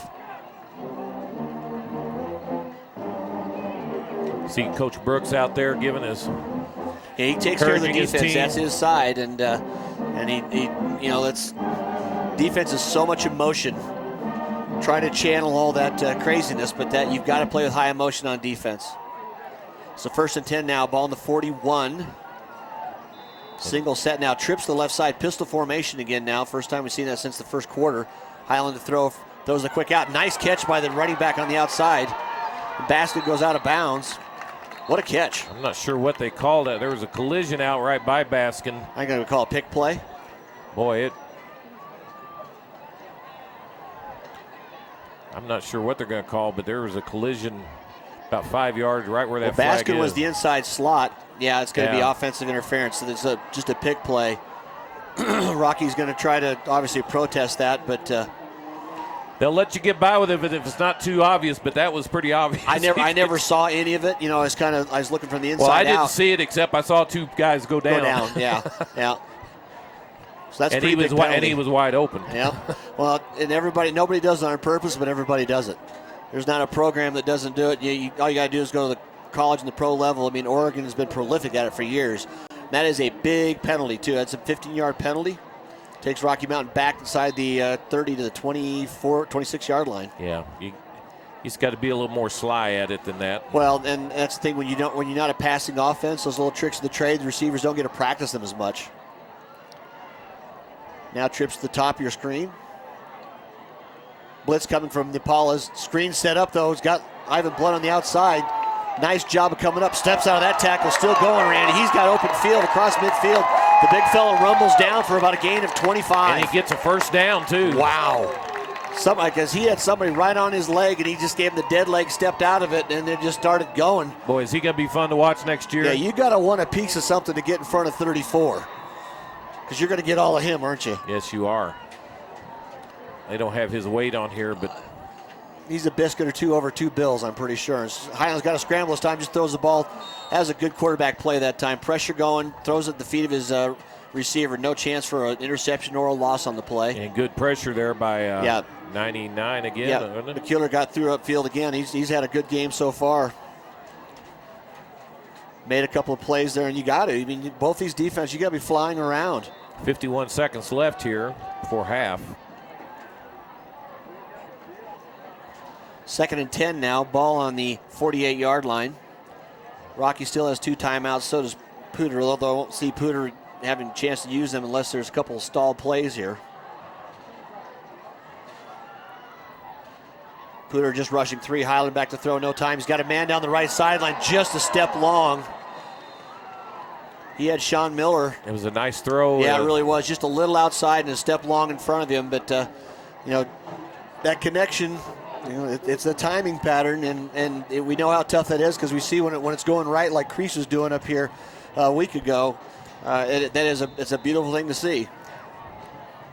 If you like high school football, we encourage you to go streamitsports.com/games and look at that Rocky Fairview game and watch the quarterbacking by Thomas Crease on. Those teams played their hearts out that night. What a game. So 3rd and 10 now, 46 seconds left, back under center. Give over the left side to Blunt. He's just dragging bodies with him. Still going to gain about 4. Tackled that time, and I think Rocky would just soon let the clock run down. They got another 4th down coming here. Unless Poudre takes a timeout. They might both had enough. Well, now they started the clock with 27 left, and actually Poudre is going to take their timeout. That's a good call by Coach McVicker on that far sideline. So we'll take a timeout here on Stream It Sports. I am UC Health. I am UC Health. I'm Matt, and I am UC Health. I've got 2 boys, and I've got a girl, and I think they see me as someone who, fixes broken hearts mainly and gets people back out there. My daughter, who's 9 months, she'll understand someday that I try to help people, and I think they take pride in that. Our roots run deep at the University of Colorado Health. Share your roots at imuchealth.org. 24 seconds left here on Stream It Sports in the first half. Rocky Mountain and Poudre here from Fort Collins, Colorado, French Field. Smart timeout by the Impalas that time. Coach McVicker said, okay, I'm not going to give you a free play and just run the clock out. So it's 4th down now. Rocky's going to have to snap the ball. And I don't know if you try to run the ball or what you're going to do here, but this is an interesting call. They're not going to try to punt it, which with the snap. I think they're assuming if they don't get it, they can hold them for 1 play, obviously. Yeah. Now they can start the clock. Just the play clock starts. Highland's got to take the snap. Rocky's got to run 1 play. Just toss the right side to Haregrove.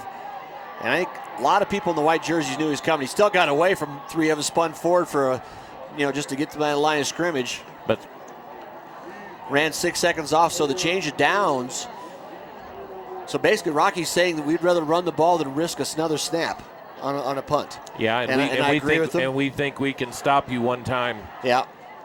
We'll see. So they're going to a couple of 1 times here. You get a chance for 3 pass plays. You're at midfield.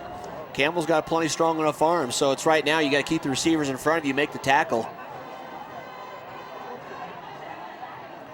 Great night here at French Field, both these crowds, and kind of a game where we haven't had big momentum stay very long with either team. See, the Poudre band is over across the way, and we've got the Rocky Mountain band on this side, which is the home side. Rocky showing 6 on the line. The linebacker step back. Now Campbell back to throw. Still got a lot of pressure on him. He's going to step away from trouble. He's going to make 1 play downfield. Overthrow Schoninger. He'd have had 1st down yardage. Wide open, too. Yeah, I think he didn't realize how much he got away. Rocky was able to get pressure on him, flush him out with just 3 rushers.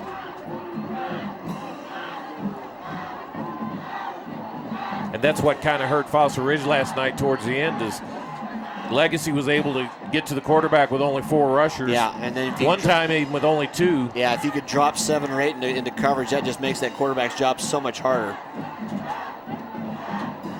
So 2nd and 10, that only ran 6 seconds off. It's like I say, it's easy to get 3 plays here. I don't think this will be the play that I think it'll be a 1-2 throw. Now they're going to try to make sure they get that post pattern, something across the middle, and then run down to get their last play if they get the completion.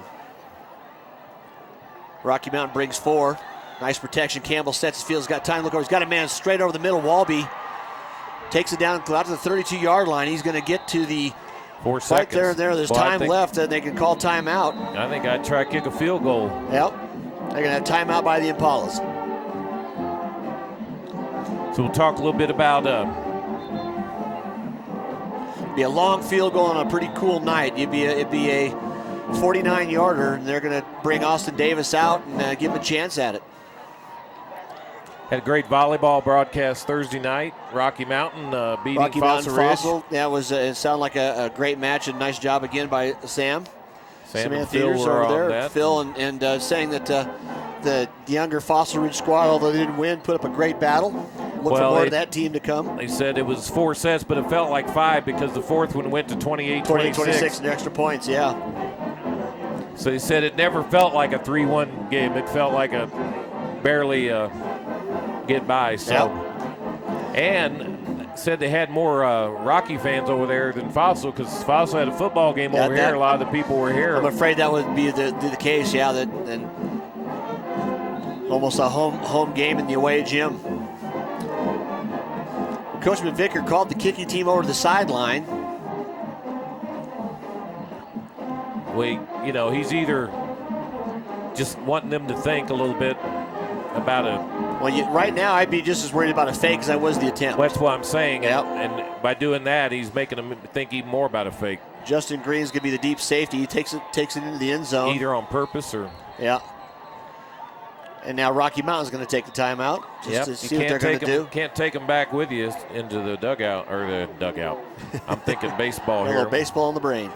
So we'll take a timeout here on Stream of Sports. Thanks to First Bank and Apple Pay, I can easily buy stuff using my phone.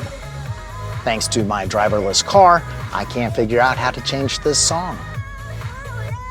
Apple Pay, now at First Bank.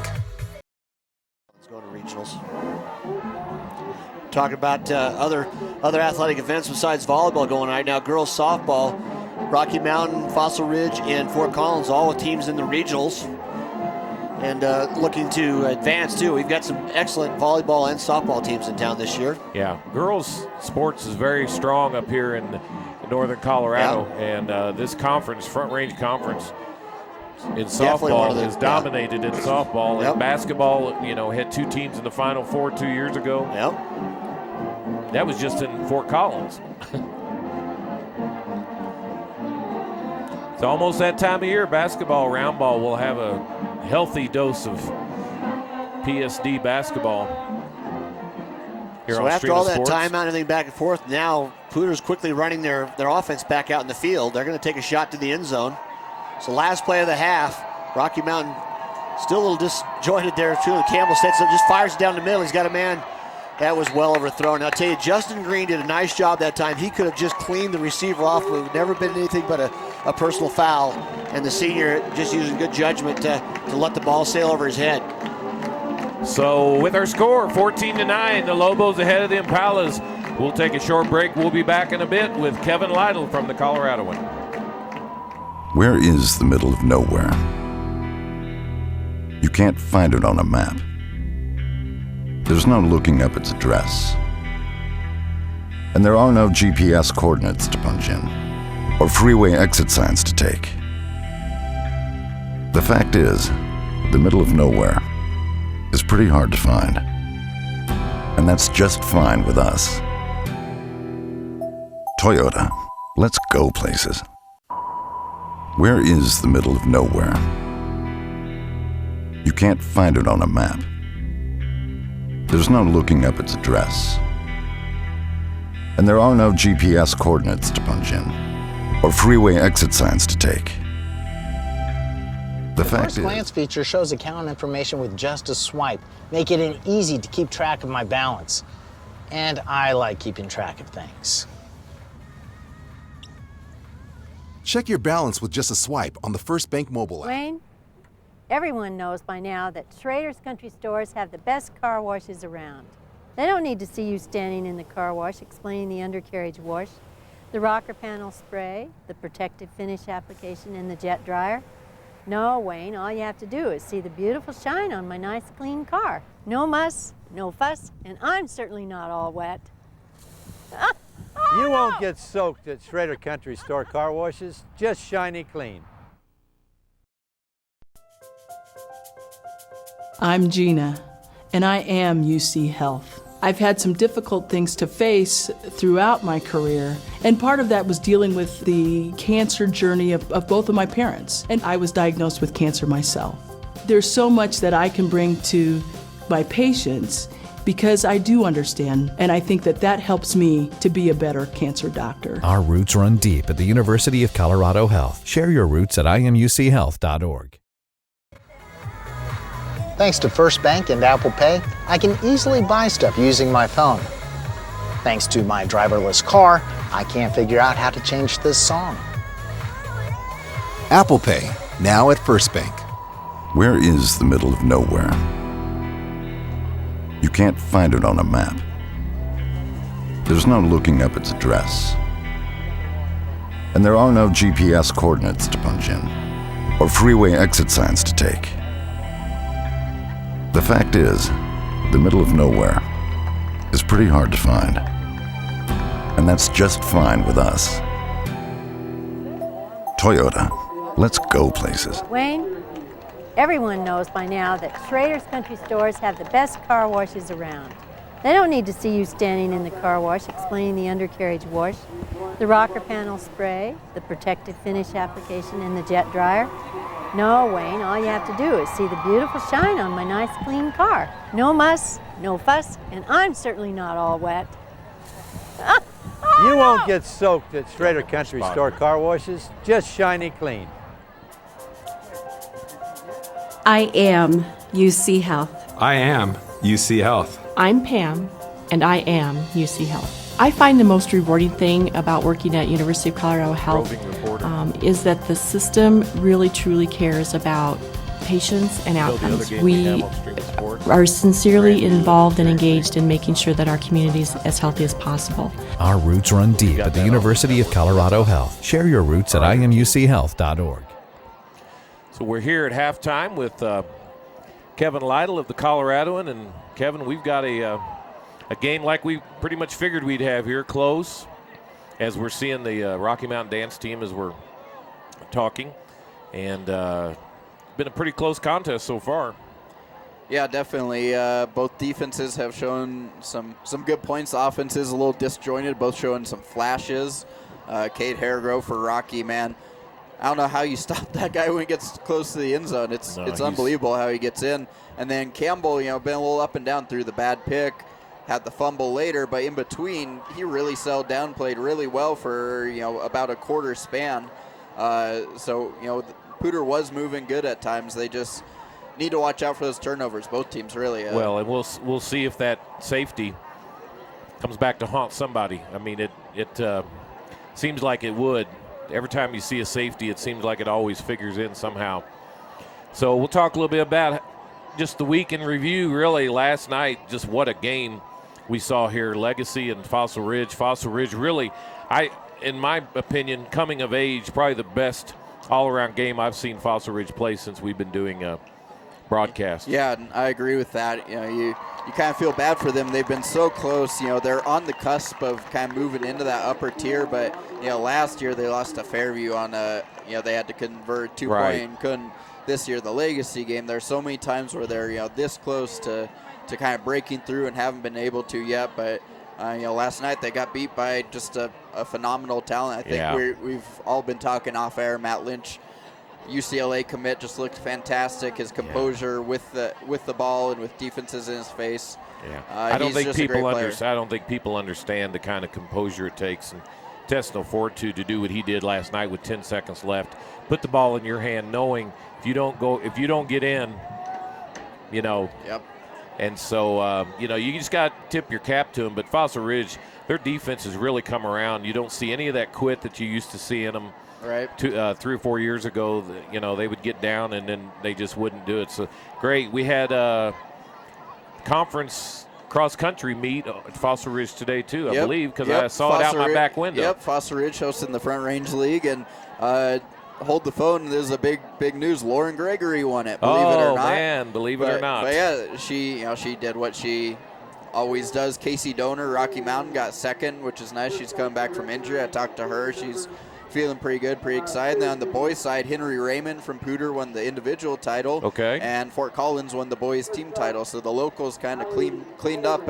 Not surprisingly, there's so many great runners up here. No, and as we were talking, there's a good brand of football being played up here this year, and the Denver market doesn't always see that. And I know here on Stream It Sports we've been exposing a lot of people to some of the football that's being played up here, and we'll also do that with basketball. But the Front Range League is really strong in football this year, and I would imagine would have 2 or 3 teams in the final 8 maybe or something like that. So we'll see how that goes.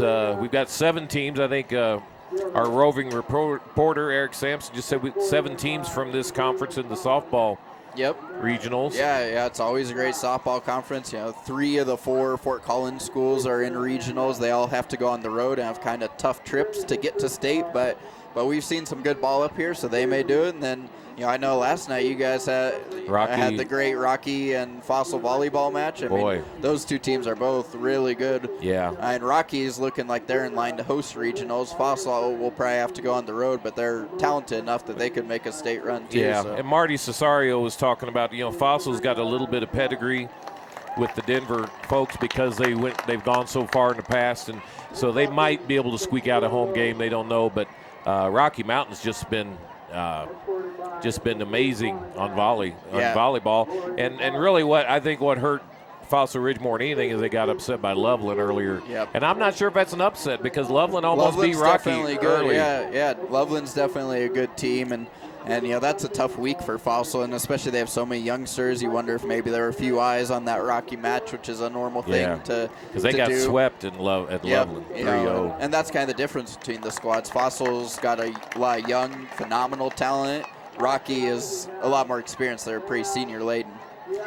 So what else? We have tennis getting ready, or we have state tennis is this weekend. All our locals actually got knocked out today. So, did they? So no one's going to be in finals or third place matches. A little bit of a down year on the tennis side this year, but obviously regional softball is the big thing. We got an eye on tomorrow, and then state softball next week. Regional cross country is in town next week as well. Wow. So is that out at Fossil Ridge, or is that? They're doing it out by Spring Creek Park. Okay. I think they're running out there, like back to Hughes and back, basically, or something like that.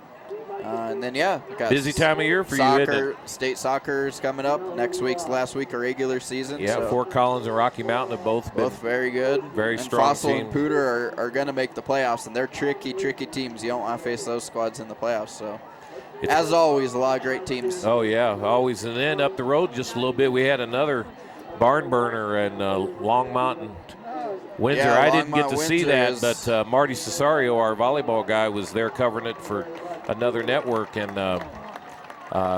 last play of the game? Yeah, wild game. Longmont basically converted a Hail Mary with a freshman quarterback. Their star got knocked out with a shoulder injury early on, and then they said, forget it, we're not going for a tie, we're going for a win. Ran a little jet sweep and won. On the last 2 plays of the game. Yep. You expect both those teams quarterfinals at worst, but probably semifinals, and probably one of them will be in the finals, probably against Pine Creek. Yeah, that's a Fort Collins squeaked by Mountain View last night, 18-16. Yeah, so Michael Cadlick had a late interception and field goal block to kind of seal that win. So they're Fort Collins 2-0 take now care of business. in the conference. I think they have Silver Creek next week, and then the big Broomfield one a couple weeks. And we've got that one here. Yeah. We've got that. We've also got next Thursday night, Horizon will be here. Our first chance to see Horizon against Poudre. It'll be interesting. We'll see Horizon 2 weeks in a row. Yep. Against Poudre and Fossil Ridge. Yeah, it'll be interesting to see them. Obviously undefeated. They're pretty much in control of the conference right now. Yeah, and I'm not sure I see anybody knocking them off, but I'm not sure anybody saw this coming. Yeah, they're always tough. This league is so balanced right now. Yeah, and now with Fossil Ridge starting to, get up around 500 there, now there's not really anybody. Mountain Range is down this year, but typically they're not down. Monarch is coming out of 4A. It's going to take them a couple of more years probably to get going, but I mean everyone above those 2 teams can beat. They all have beat each other with the exception of Horizon. So it's been a fun year to watch. Yeah. I mean, and we've had some great games here at French Field. We're talking. I mean, the local teams, the records aren't that great, but if you look how many close losses, I mean, Poudre lost by an inch to Fairview, literally an inch. Rocky lost in double overtime to Fairview. Poudre lost on a field goal to Fossil. Right. Fossil lost on a last-second touchdown to Legacy. Rocky lost on a last-second touchdown to Horizon. It's amazing how many close losses. I mean, even Rocky's loss to Legacy was a 1-score game. Yeah, it has been, but the quality of the football that's been played here at French Field this year has been the best year in several years. I think just the quality of the games. And having so many good teams. I mean, I think most years we usually have at least one that's good, but probably one that's really bad. There's certainly no really bad team. Great crowds here. We've had It's been fun. The best crowd. Of course, we've had great weather every single game so far. We haven't had any. We're knocking on wood here. Yeah, but we've only got 2 weekends left, so you know, it wouldn't be football if we didn't get one kind of cold weather. Anyway, well, that's what's going on, folks. We got basketball getting ready to come up, and it's going to be probably a more. Johansson last night. It's hard to believe that it's that time of year. Probably a more balanced Front Range league this year than in the past, I would imagine. I know Fossil Ridge will be picked to be at the top of that, I'm sure, and Braxton Bertolet has got some good press over the winter and his club teams and stuff. But you know, those club teams and the high school teams are a lot different. Different animals, yep. Defense is a lot different and a lot more team ball and stuff. So be interesting to see kind of what goes on with basketball. But we got girls and boys basketball. We'll have about a 32-game schedule for that. So looking forward to it. So anyway, we'll be back after these messages with the second half. Thank you, Kevin. And we'll be back with the second half in just a moment.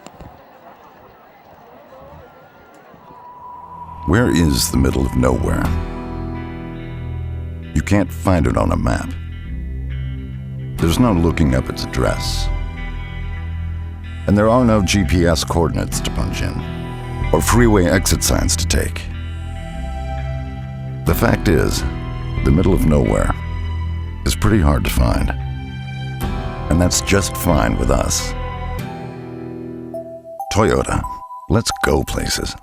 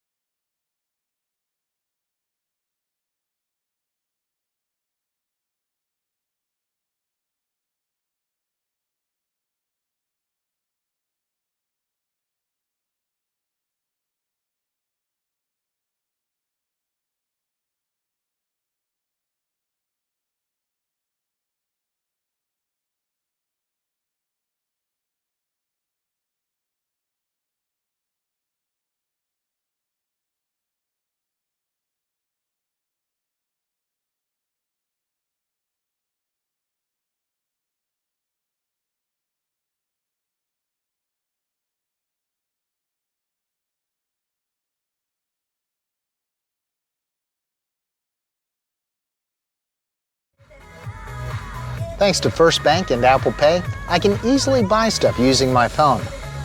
Thanks to my driverless car, I can't figure out how to change this song.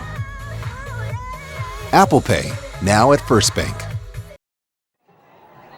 So we're back here getting ready for the second half kickoff here on Stream It Sports. Fort Collins, Colorado, Rocky Mountain and Poudre.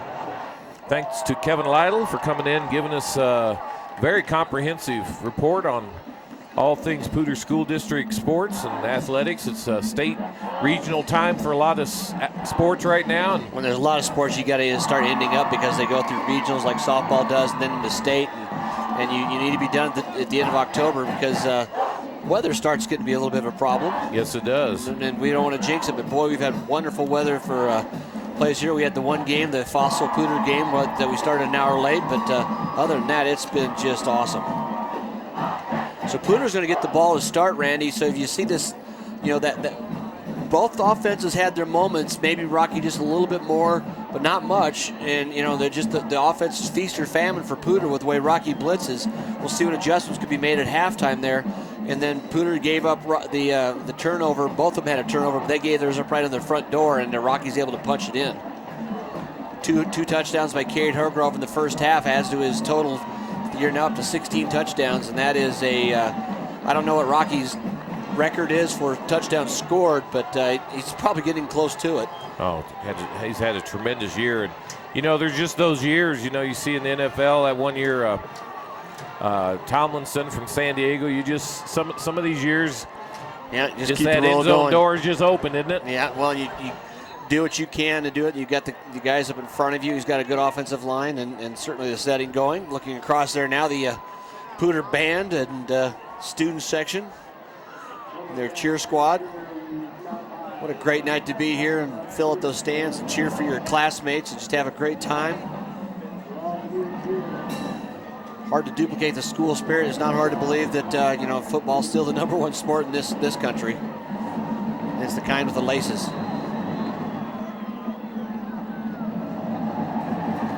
So Morgan kickoff now again, single setback deep for the Impalas. Kick's going to go taken about the 3-yard line. Straight up the middle, gets away from 1 or 2. Nice solid tackle though, coming across, good coverage downfield. Return though out past the 25, so not a bad job out there. Finished the tackle by Nicholas Zachman, number 22. Good open field tackle.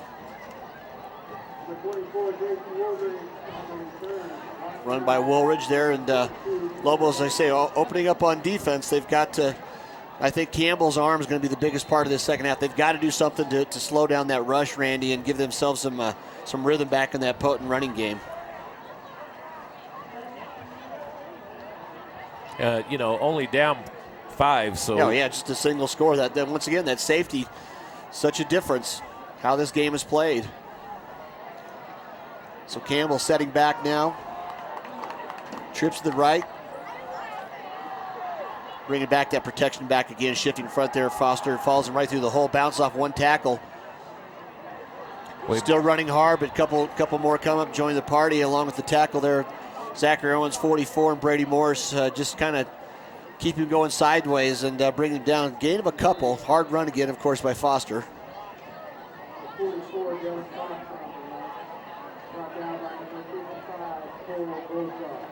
Cole Gosar, too, on the tackle to finish him off, number 55.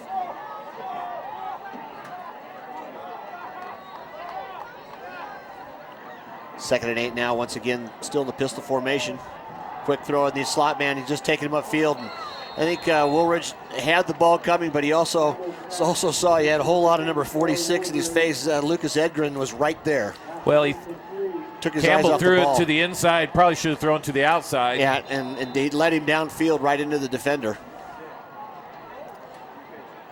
And that's a good play when you're running this man defense as Rocky's bringing more pressure on there, trying to contain Campbell. He's so dangerous with his arm and his legs. So if you can stop at least one of those on every play by not letting break contain, that's a plus for the defense. But then you put your defensive backs on an island. And they're going to have a procedure call on the inside slot man. Just not holding still. You can't just sneak forward after you take a position. Well, you sit there and you don't think anybody's looking, but yeah. Yeah, you can reset yourself, but you can't, just take a couple little baby steps, and it's just right when you don't need it. Backs them up to about 3rd and 13 now. They got to get out past the 42-yard line, 38-yard line. So just extend the play, gives each of the defensive backs for the Lobos an extra step.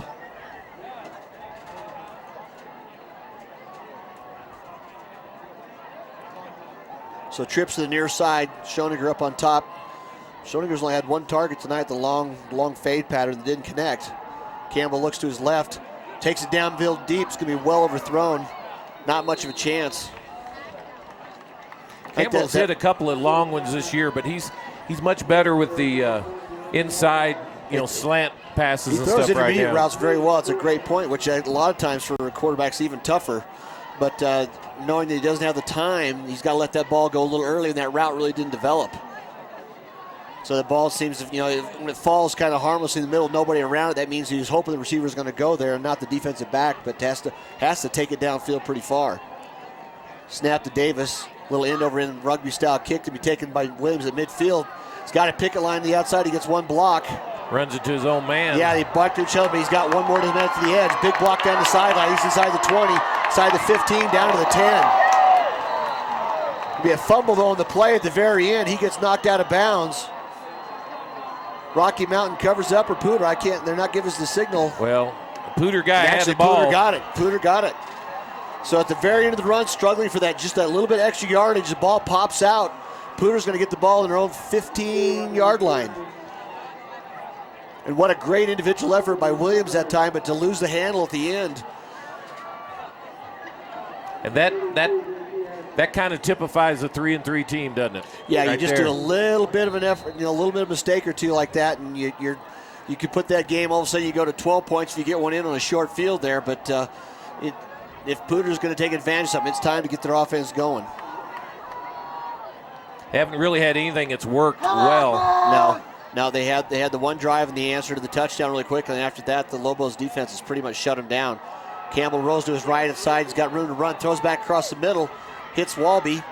Walby's close to first down yardage. Nice patience that time. He had number 55 for the Lobos out, just kind of shadowing him, Gozar, and he wouldn't, he didn't make him commit, and he said, okay, if you're not going to commit, I'm going to hit my running back behind you, and first down yardage. And that's really been Campbell's best passing, has been rolling out to his right like that, giving him time to see who's going to release, who's going to get separation. Yep.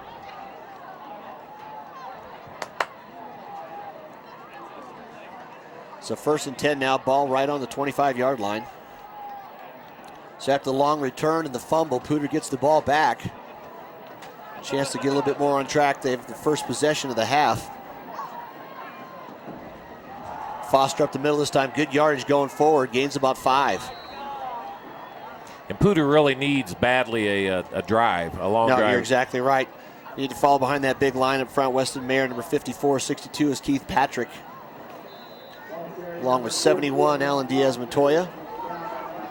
Sorry, folks, I had to score up there wrong all that time. And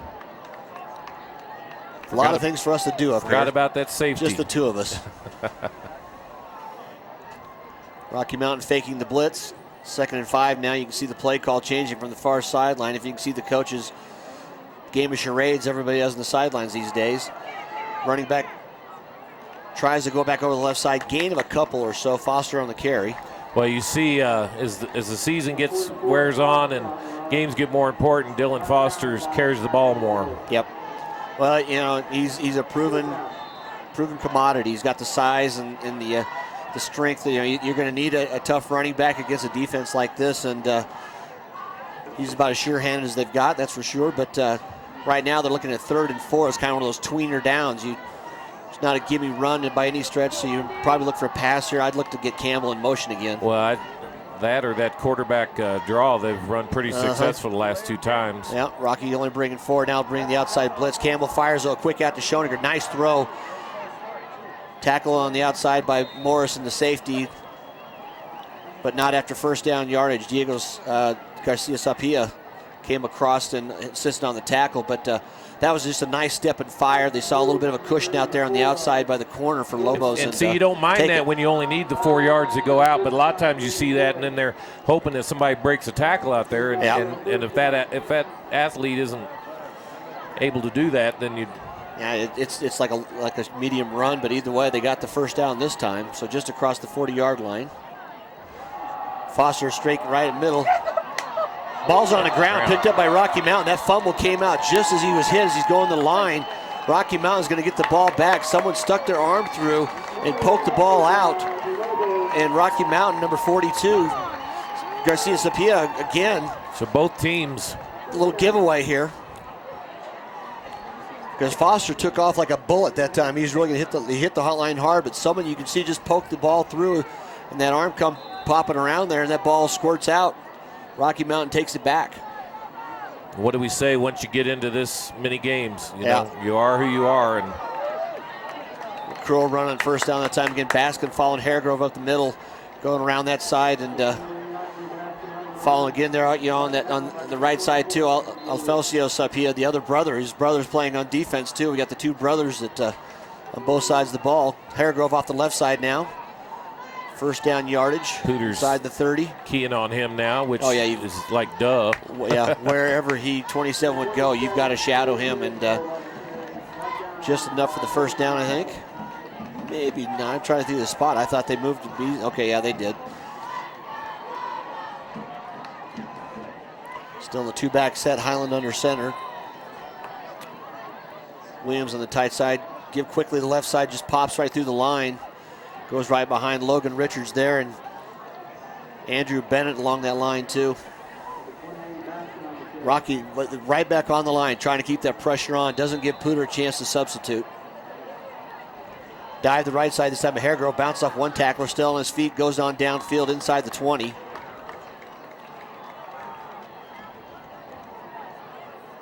Not sure if they got first down yardage, but very close to it. Third and less than a yard.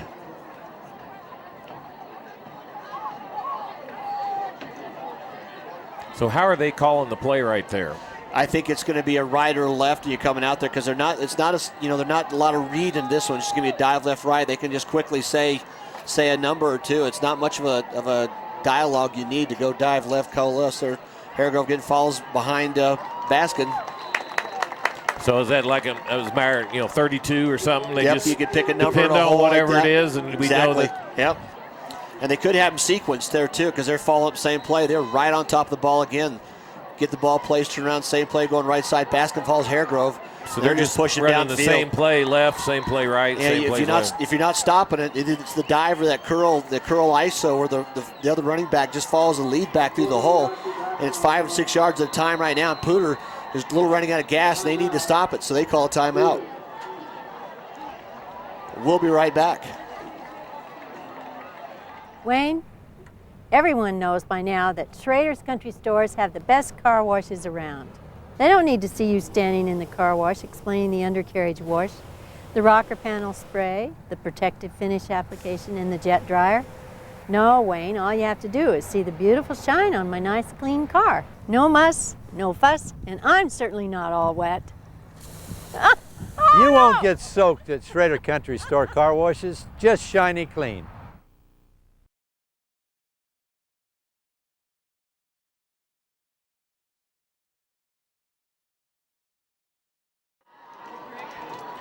So we're back now. Poudre taking the timeout after the fumble recovery. Rocky Mountain's going downfield 5-6 yards of the clip, and Randy not letting that clock even turn over. They're just right back on the line of scrimmage. No sense even wasting time. Poudre tries to slow him down with a quick timeout. Give the ball going to the right side. Baskin step up close to the end zone. Nice tackle though, gets to his legs. Woolridge comes up and stops him just short of the goal line, about the 2. First down though inside the 5 for Rocky Mountain, so it's going to be first and goal. And they're right back on the line of scrimmage. Like I say, we're not seeing a whole lot of plays. You don't need to be that fancy down here. Now the officials are actually changing out the football. So they stopped the clock. That's how you slow down the offense. Wow. Coach Brooke can't be too happy with that. I don't know what the Okay, they need a ball. Okay, now we got the side jugs thrown. I'm like, oh, that's pretty odd. I mean, it might have had a lace come through or something like that. You don't know. He just ran the threads off of it. Yeah, could be. Sanchez Martinez leads him out of the huddle. Steps they right wore up the line. ball out. Basket again, right side. He's going to walk in untouched. Great blocking in that side, and Haregrove put a good block on there too. And Ryan Hutchison down there, the receiver on that edge. Just everybody had a body. And Baskin was already in the end zone before anybody got to put a hand on him. So just a quick, impressive drive, very efficient. You know, football, you don't have to be fancy if you're doing it well. And that's a credit to those guys up front. We know Baskin and Haregrove can run the ball well, but football, as much as any sport, is about execution, isn't it? Yep, exactly right. So the PAT is good. So with 6:39 left here in the third quarter, Rockies out to 21-9 lead. It's interesting here to the Rocky fans have kind of been sitting on their hands a little bit over here on this side. Yeah, there's not a lot of worry, is there? And that's I would say is way too early. You got a thrower and receivers that Campbell's got over there. I think they just need to keep throwing those quick little bite routes and hope to break a tackle or two. They've got to get some rhythm going there because the running game has just been stifled. So we've got an upset alert here on Stream It Sports on our other game that's being played on Stream It Sports. Grandview leads Cherry Creek 21-0.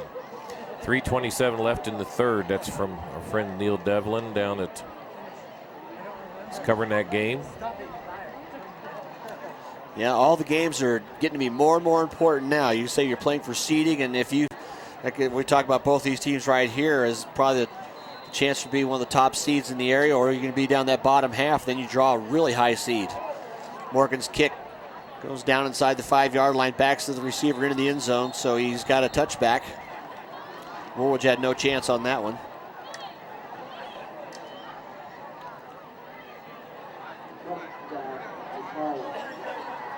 So the Impalas now, after their touchdown and then got the safety, they forced the safety on the punt.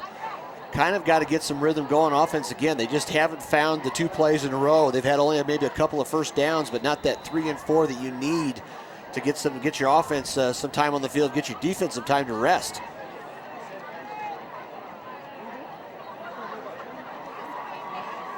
Well, they've lacked the consistency because they haven't been able to, string you're exactly 5 or right. 6, 7 plays together. Yeah, they've had a minus play on almost every drive where some of Rocky Mountain's getting somebody in the backfield.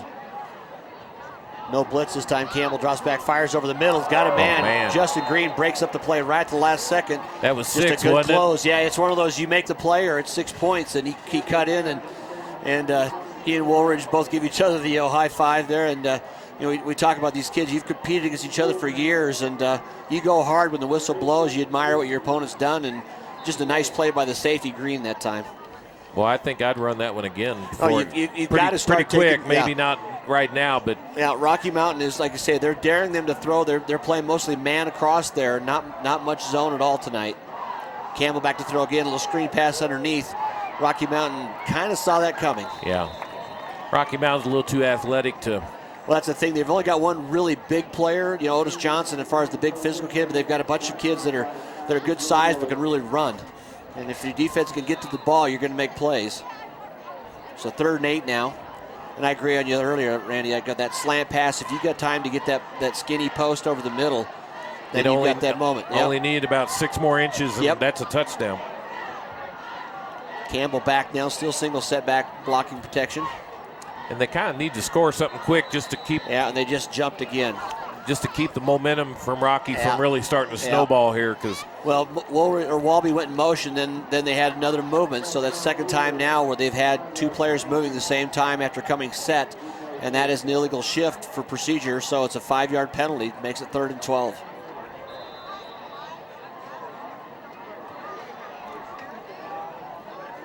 Gives a chance to the defensive backs to take about one more step back. Make sure you keep everybody in front of you. That is such a difference in how you're going to play that play. Walby again in motion to the right side. That's usually a roll out, and it is again. Holding play in the back there. Nice catch by Schoeniger. He's going to be short of the first down, but I think Rocky Mountain will probably accept the penalty. That was deep into the backfield, the holding call, because Otis, he went up through the middle and he was dragging a couple of bodies with him. He was just trying to make the play through the middle. He had two Impala linemen just trying to slow him down. And that's what Coach Brooks said about Johnson, who is just he's got one of those great motors, which if you're going to play the interior line, where you're always going to get hit hard in every play, and sometimes by two players, you got to like it. So that's going to back him up inside the 10-yard line down to right at the 5.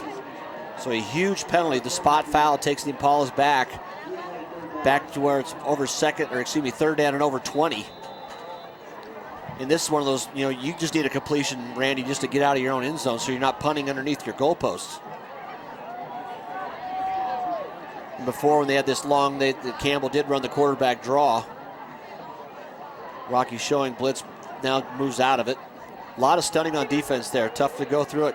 Campbell sees an opening, takes up the field. He's grabbed from behind. And I'll tell you what, Otis Johnson had one hand on him and drags him down enough to slow him down, and then the others come and get him. And what a play by Otis Johnson. Getting blocked, but still gets one hand out on Campbell. So maybe a gain of about 3, and he had room to go too if he'd have broke through there. So Davis is going to be punting from his own end zone. I don't know if that's a sack counter for Johnson there or not. I think actually might have made a yard, so probably didn't. But another good night for the interior for the Lobo defense.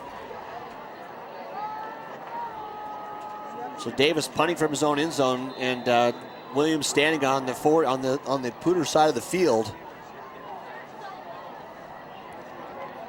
Good snap, return on, low kick though. Taking it to 38-yard line. Williams tries to run around outside. Once again, he's got a lot of room. There's nobody over there. One man to beat. Puts him on the ground. Hurdles, goes inside the 5, is tackled at the 2-yard line. Boy, I think that's the play they wanted to run twice now, because 2 times in a row, right return, had that picket fence set up. A great block down on the end. And McCuller came across and basically saved the touchdown. Oh, now if we look back out, though, what do we see in the 33? Yep. We got a flag. Mr. Flag. And I guess the way they had that set up, there wasn't many of the Impalas that got to that side of the field in a low driving kick. Williams, it didn't spend much time in the air. He got there in a hurry. So 2 big plays, one on a penalty, one on a fumble. Poudre dodges the bullet. Officials explaining it to Brooke. Coach isn't buying it, of course. No head coach would. Well, I think at this point, me and you have both coached for years and years and years. Be hard not to be somewhat sarcastic that, of course, there's a block in the back. Yeah.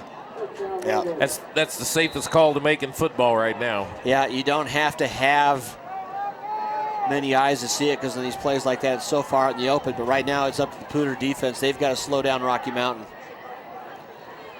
Haregrove off the left side, spins through one tackle, spins through another, bounce off the safety. He's going to step out in the open. A stiff arm gets it free, takes it outside the 10, goes to the pylon. He goes out of bounds at about the 2-yard line. What a run by Cade Haregrove.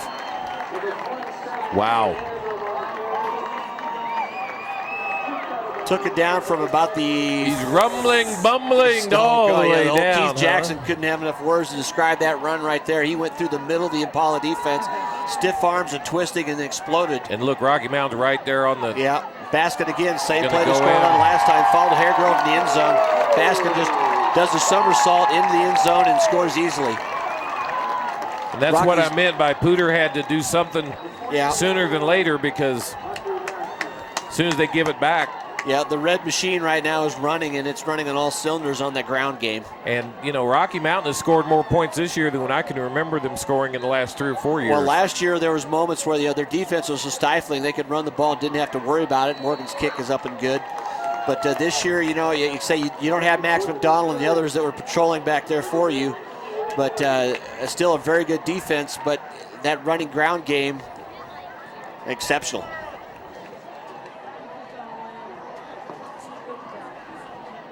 So Haregrove takes it in close to the 2-yard line, finished off again by Baskin. 4 rushing touchdowns tonight for Rocky Mountain, leading at 28-9 with 4:11 to go in the 3rd quarter.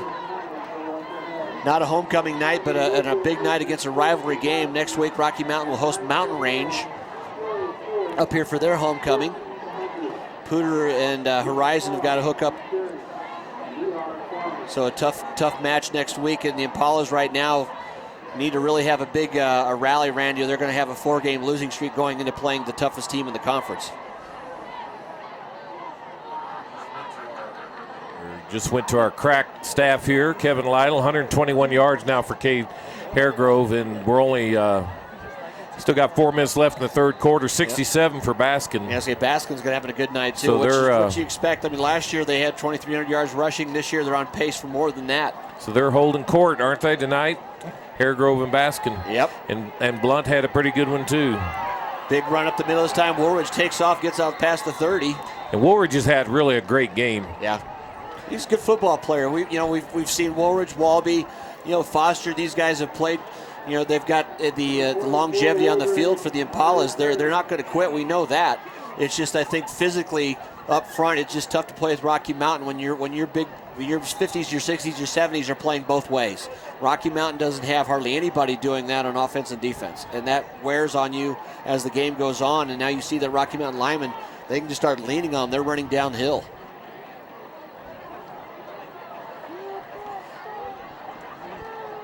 And James Campbell hasn't had a bad evening, but they've just been inconsistent as an offense. Haven't had many attempts now, except Rocky Mountain, the time possession starting to show.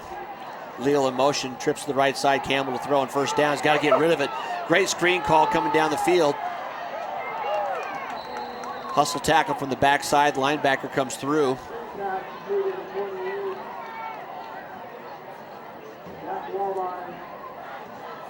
Walby gets across there. Dalton catches him from behind, brings him down, but not after first down. Yeah, I like that call on first down, Randy. That was an excellent call by the Poudre staff. Well, they got to get some confidence in this offense, really, is what they've got to do. Yeah, they don't have time for long drop back passes, and there's just been too much of a rush. So you get your intermediate, get the ball out of your hands, make that rush pay. They're leaving them gaps when they bring in extra people. Trips to the top, Marsh down here, single receiver to the near sideline.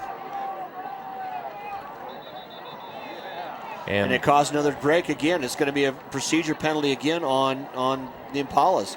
Rocky Mountain is jumping up around the line of scrimmage, changing their fronts, moving back and forth. The Impalas it caused that momentary break in concentration. That's the third time in this quarter they've had a procedure penalty. You're going against a pretty good defense anyway. All of a sudden now it's 1st and 15 instead of 1st and 10.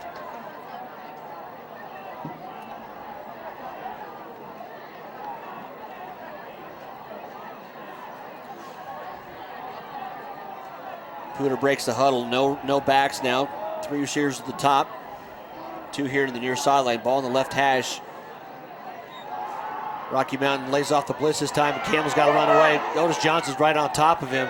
That's got to be a grounding call because there's nobody but a 60 or 70 there. Otis Johnson had him in the grasp. And that's a loss of down and. Yeah, that's a grounding call, and so it will be a tackle it'll be a sack for Johnson. Yeah, I don't blame the quarterback for doing that, but either his arm couldn't go any further, or he did just try to get rid of it, but there was nobody near him with the receiver's numbers.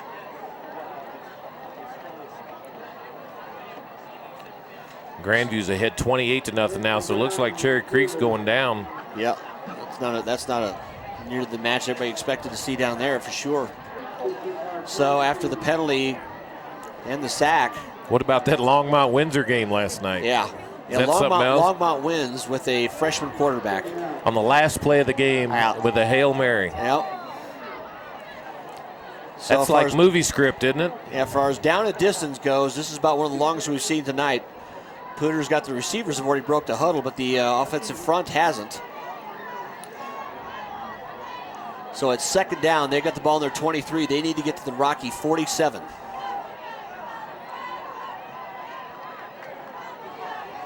Campbell back, looks short, gives a delay handoff. I like that call there. Just a little draw play up front. Walby steps around a couple tacklers, takes it out, gains about 15 yards. That was an old school draw there, wasn't it? Exactly right. He stepped back and then reached around and just stuffed it back in his belly. And the shorter running back, you're not seeing him when you're coming up forward with your eyes up. And you don't see that That's a great run call. As much as used to be. I mean, that used to be the go-to. I think we'll see it a bit here more often than not because that was great. Walby's that athletic. We know those jet sweeps he excels at. Well, that's just giving the ball an open field a different way. So Great call. 3rd and 14 now. Two really good calls, but they keep shooting themselves in the foot, though. Yeah, when the pressure of the defense is making the mental mistakes happen. This is manageable, though, after picking up half of it there. Now you got a chance on 3rd down. Campbell fakes, throws the ball right down the middle, hits his receiver in stride, tackled in the middle, but not till 1st down game. So they pick up the 2nd and 30. That's Woolridge again. Yep, right there on the slant. And that time, put it right on the money. And they would say when you're playing the man defense, there's no safety over the middle. You just split the outsides, and there's nobody there. That's their 4th or 5th reception for Woolridge. 1:58 left here in the 3rd quarter, so Poudre really has to. Yeah, they've got to get a touchdown. They got to score a touchdown here to stay in the game. 28-9. You said under 2 minutes to play here in the 3rd. No backs again now. Motion, give to Wahlby on the right side. Skips one tackler there. Nice cut up field. Makes about 3 people miss. Excellent run. Looked like he's going to be caught in the backfield. Cut straight up field. That was the old I can cut on a dime. And football is a game of angles, and that he took the right angle there. Yeah. Actually, Wahlby kind of limps off after that play. Foster back in for him. They're probably going to say, okay, you got one play and you're back. Might have a little cramp there. He's trying to run it off on the sideline. Trips now to the left. Foster back in the game, set next to Campbell. Campbell quick looks to take downfield to Schoeninger's got him open right at the 2-yard line. Great pass. Caught on the 1-yard line, and Schoeninger did just a great job of getting underneath the ball and protecting the ball with his body in the ground, separating it. And what a catch. What a throw, too. Yeah, no, he laid that ball out there. No chance for anybody else but Schoeninger to get it, and he hauls it in. See, in the NFL, that'd have been a touchdown because you're not automatically down when you hit the ground. Rolled on in. He rolled exactly on into right. the end zone, but high school and college, you're down as soon as you hit the ground. So an excellent play, an excellent throw there. All of a sudden, a little bit of rhythm back here in the Poudre offense. A couple of good run calls. Rocky Mountain kind of think probably might standing on their heels a little bit now after shutting them down for about 2 quarters. A lot of fight left in the Impalas. Pushing towards the goal line is going to be short. Brings up 2nd and goal. I think Foster on the carry that time. Campbell just has to. That'd probably be the last play of the quarter here. Yeah, there's not a lot of urgency in their play calling yet. I think that rhythm needs to be stepped up a little bit. Down to 4-3. They might have a chance to get the snap off. They do. They let them go around the outside. Yeah, I think the clock was already there, but they pushed Official it through. said, I will Close do enough. it. But Foster, nice play call, steps around the tackle. Nice job on that edge out there by the Impalas. Weston Mayer threw a great block, sealed that in. He just walks in untouched. The PAT will be at this end of the field. It's an untimed play, so it stays at the end where this touchdown was scored. 28-15 now your score. The extra point. Good snap and hold. Up and good. So taking it back down to a 2-score game now. Now it's back on the field for the Impala defense. Trying to slow down that running game that's just started to take over here in the second half for the Lobos. So at the end of 3 quarters, our score 28-16, Rocky over Poudre.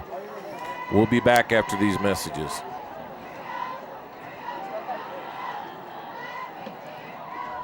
Where is the middle of nowhere?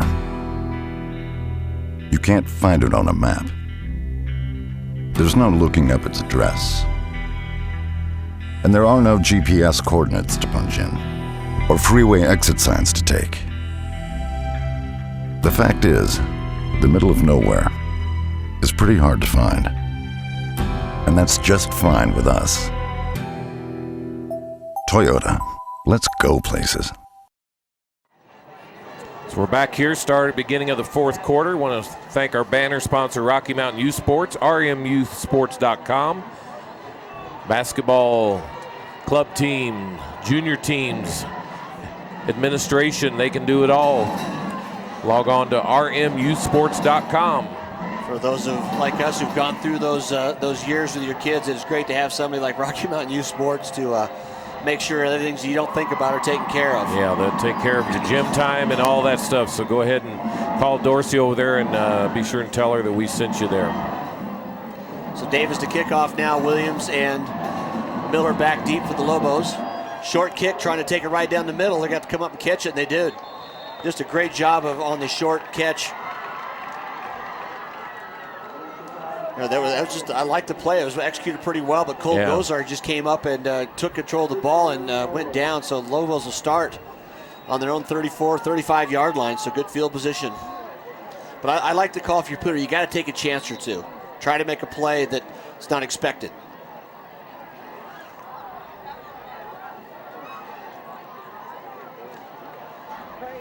So Rocky breaks the huddle, two-back set again with Haregrove and Baskin. Haregrove off the left side, shakes off one tackler, two steps by another in the open field, gain of about 16, takes it across midfield. He just weaves back and forth.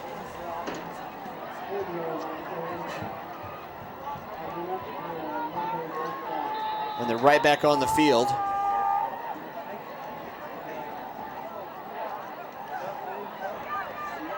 We got a holding call on the outside there, a little curl run sweep around the outside. Gain of about 4 to 5, but looks like it's going to come back, and it is.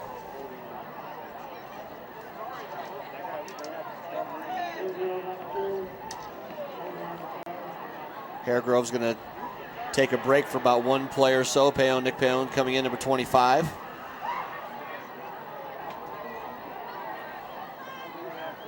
That's the kind of break that Poudre needs right now, Randy. Just the mistake there on the holding call and move them back where they have a chance to have to go 20 yards for that first down. 11:34 to play. Clock is running. Dive over the right side. Actually, option play. Ball's on the ground. And Poudre's got it. By Poudre.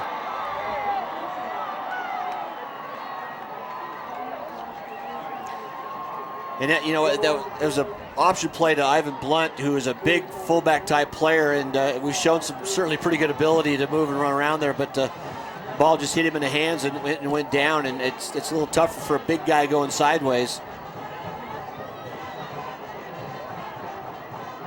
So if you give give your opponent a chance or two, you never know what's going to happen here. Rocky Mountain, a gift right there on their own 38-yard line to the Impala offense. See if they can keep that passing game going. Well, Campbell's starting to click. The other point is, they get the ball deep in Rocky's territory, too. Yeah. Trying to make the play running your whole offense. Shouldn't take very long if they're going to score. Campbell looks downfield, takes it down the middle, overthrows. Very close to being picked off. The Rocky safety, number 42, standing right there. Diego Garcia Sapia. Just, if he'd have stepped to his left, it would have been a foot race.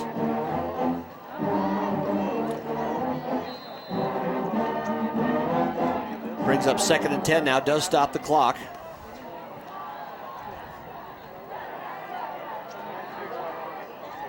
Split receivers, two sides. Single back next to Campbell in the shotgun. Pressure right away from the outside. Campbell steps away, looks downfield, trying to find a receiver. Throws short and didn't connect with Walby there. Well, I think he could have run and probably got about 6-7 yards. Yeah, right I know. there. And one of those actually kind of ran to try to work himself to the sideline, but he was wide open. He just threw the ball poorly. Yeah, it just didn't connect. I like the decision. He said, he's trying to push him. Says get downfield, get some space. He's trying to force the defenders to come up to get him. So 3rd and 10 now. And I really think Poudre's in 4-down territory no matter what. Yeah, they have to be. They're 2 scores.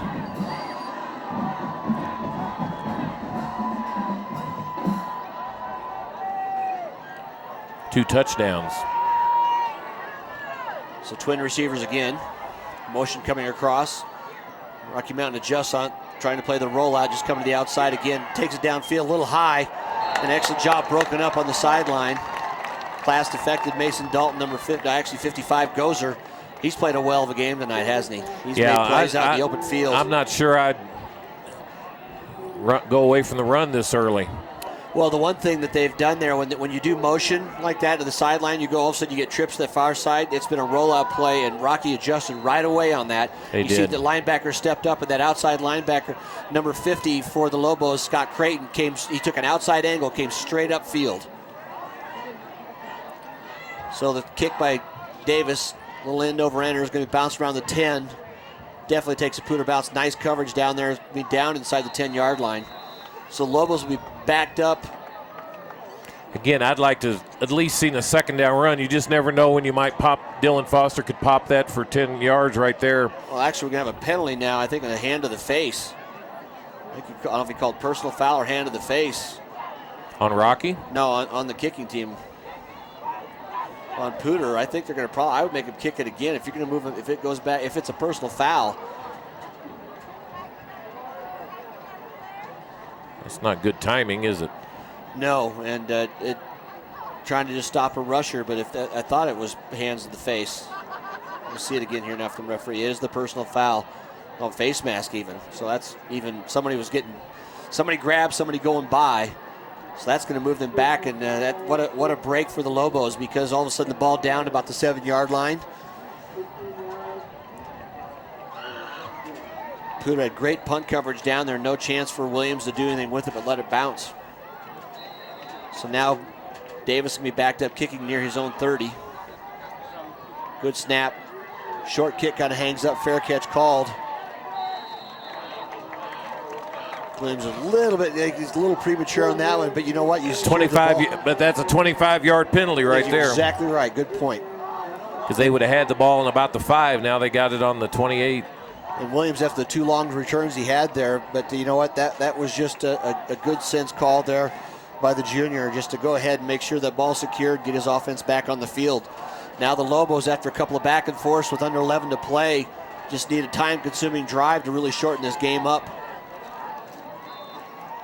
And that's really what they do best. Oh, yeah, exactly right. Give to Hergo, go around the left side, spins around one tackler. Good job of getting underneath it, actually securing his legs. You smell that popcorn? I certainly do. Somebody's teasing this. Dylan Foster, of course, gets off the bottom of that pile that time. He just corralled Haregrove. Good, solid tackle.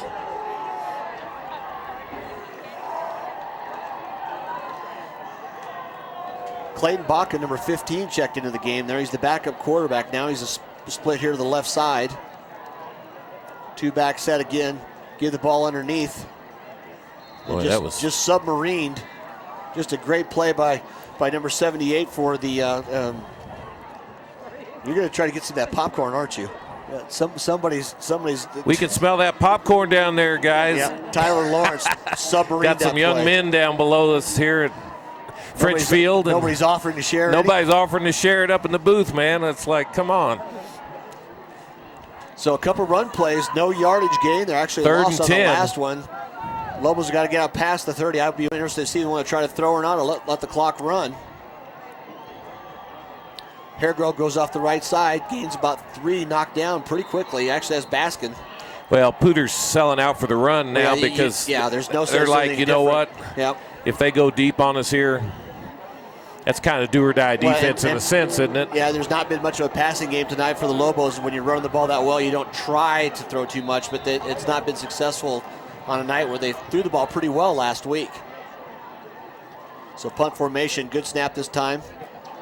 Another low kick, driving kick, takes Marsh back inside the 30. Gets outside containment, moves upfield across the 40. Good run back. Good 10 or 15 yards. Yep. I mean, anything over 10 yards is a great punt return. Even 9 minutes left here in the game. Plenty of time for Poudre to, especially if they're going to play defense like they just did that time. Yeah, well, they say before that Rocky that does not want to throw the ball right now. Whatever they can do to run the ball, they're going to do.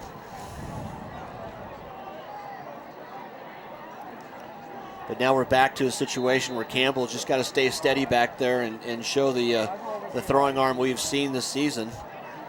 Actually back again to Woolridge or Walby over the middle. Well, that's the tough place to play. Now Rocky has actually gone to 2 safety set, still a little deeper. This time takes it long downfield. Morris has got better angle on the ball. Brady Morris right away jumped in front of Schoninger, didn't even let him accelerate beyond him, and just a great smart corner play by the junior. Well, you know, you've seen streaky quarterbacks, and that's what I would call James Campbell right now. He's a streaky quarterback, and you know, there's streaky quarterbacks in the NFL. You know, Jay Cutler. So. You know, remember a guy named Jeff George, and you know, you know, there's quarterbacks like that to play every week. So it's not necessarily a bad thing, but. Yep. Well, and that was a low percentage pass there, but you're trying to go for a big play, and you got to take those shots. Trips into the far sideline, into the near sideline over there. Not much room. Give the run back there. Try to give it to Walby. Waited too long. Yeah, he spun out there, but Rocky already had 2 players in the backfield on the blitz there. Jeffrey Ellis, 41, the junior, tackle for loss there, brings up 3rd and 15. That was just 1 second too long. He held the ball. Yeah, he tried to, like I said, trying to draw that delay, but by the time it actually happened, you know, Rocky's got the 3 down linemen, but they alternate different linebackers on about every blitz, and that's just tough to pick up front.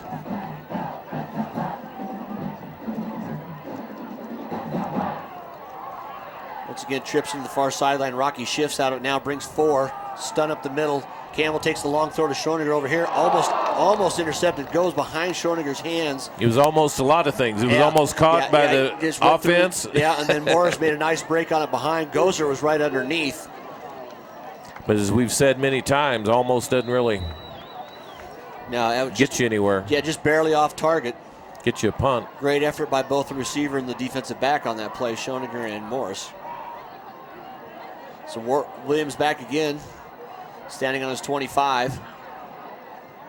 Rugby style punt this time, end over, and Williams comes up, catches it, breaks to his left side, he's got room again. And I just saw that one. You had to see that one. There's a block in the back right here in midfield. They almost went 3 seconds without one. Yeah, they've getting so many punts forced tonight. You think that, but you want to make a play. You're down there hustling. You know, we've seen kids doing that right there. And if you don't do that, you got the ball across midfield. Now you're going to have the ball move back on the spot foul back down by your 40. And again, Poudre, you know, Rocky keeps giving Poudre opportunities here. Well, and that's what happened last week, wasn't it? Yep. It really was. They had that game in hand and just didn't slam the door shut. The big difference is they don't have Thomas Crease isn't walking out that door anytime. Crease to Wakefield on the other side. No, nobody else has got that really in the state other than maybe don't. Legacy with Lynch there. So now 1st and 10 Lobos on their own 36. Give the ball up the middle. Hairgrove spins away from one tackler, drags people up to across the 40. Just what great leg drive he has. Well, there's just no quit in him. There's just no quit in him. Gain of 6. Hairgrove again pushing over 150 yards. Yeah, he reminds you a little bit quicker Andrew Sprayberry from last year. That's a good point. Yeah, it really is. He's a little quicker, but great drive and just very relentless. Blunt going around the right side now in the curl sweep. It's one of the bigger wingbacks you're going to see. Just drags the pile forward, almost a first down. He can kind of remind you of Ricky Williams, doesn't he? A little bit. Very big and but he's got quick feet. But he was the left wingback, which in that offense where you use the double wing or the bunch, whatever you want to call it, there's a number of ways to title that. But he's the left wing, and he just basically turned around, came behind the quarterback, and ran a sweep play. And Rocky Mountain really needs to get a couple of more first downs here. Well, they're going to have the game in hand. The clock's running. They're going to be under about 7 minutes to play at the snap here. 1st and 10 in the 47. Blunt again to the right side, steps around a couple tacklers, leans forward. Pierrick on the tackle there, number 42 with others. Rocky Mountain does get up and get to the ball, but they're not going to hustle around the line of scrimmage. Now they're saying, okay, now we don't need to do the quick snap succession. We're going to let that clock run. Down under 6:45 by the time this ball snapped too.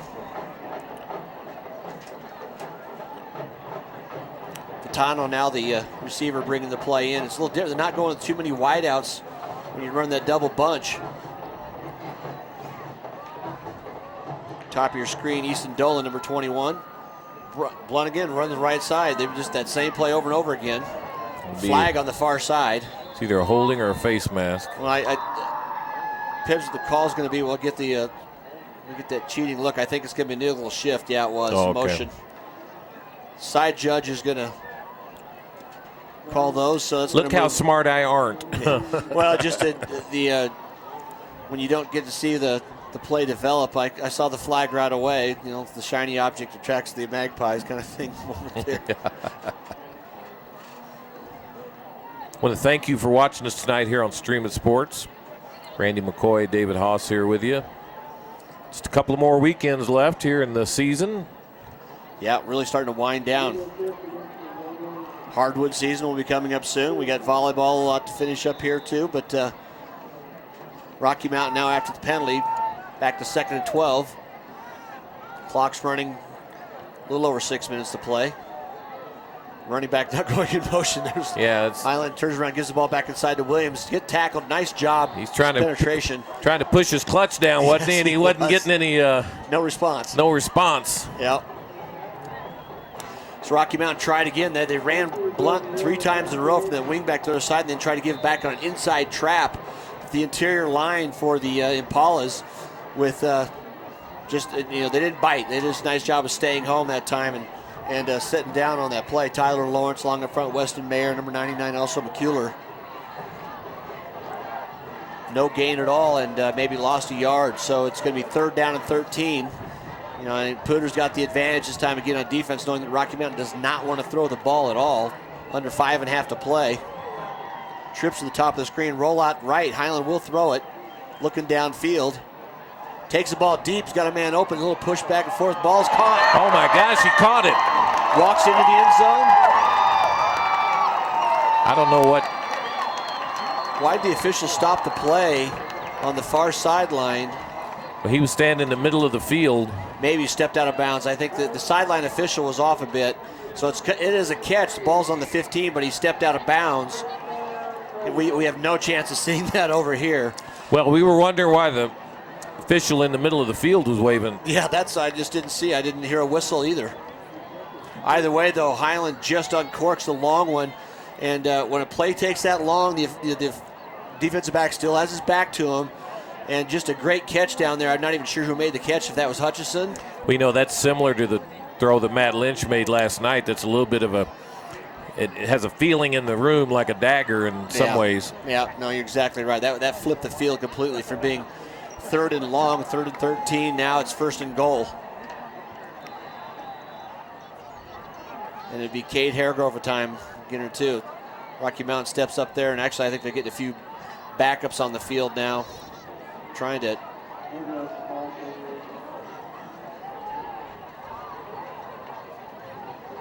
make sure they just had a little ball security. I think it might have been Haregrove on the carry that time. Blunt goes back in. Also number 21 receiver Dolan. Just under 5 minutes now. Baca up on the top of your screen. Receiver there. Hutchison, Dolan, and Baca kind of rotating in and out along with Vitano. Single back set, motion going around. Toss, give the ball straight up the middle though. Sneaking through the inside. Vitano, number 25 for the Lobos. Jacob Owen just picks his way. Great job up front. Falling behind that offensive line, and Martinez Sanchez and Andrew Bennett, Logan Richards, Baker. The guys just moving people around and then finish it off. And as you said before, when you say dagger, I think that might have been it. Yeah, Jacob Owen's a senior, so he's probably a special teams player. And nice job of finishing that run off in the touchdown. That mean a lot to him, won't it? Oh, as a senior. Yep, get your chance to get on the field and like I said, that pretty much puts this game out of reach with only 4.5 to play. 35-16 now, the Lobos lead. And really, what you're seeing is the tale of the tape for the last 4 games for Poudre. You know, as opposed to the first 3 games, they've almost had 2 different kinds of seasons. Yep. They were borderline dominant in the first 3 games of the season. And I don't know if they woke up, if they said, and it wasn't a great schedule. Scheduling things like that different. Obviously, Collins is a little bit down this year, and Northglenn, you see the way it goes, and there's no doubt the fight, the hustle, the effort. It's just that's tough to snap the funk you can get in. And now tonight, Rocky Mountain's just been overpowering up front, both offensively and defensively. And this will put Rocky back tied with Fossil Ridge now for 3rd. 3-2 in the conference.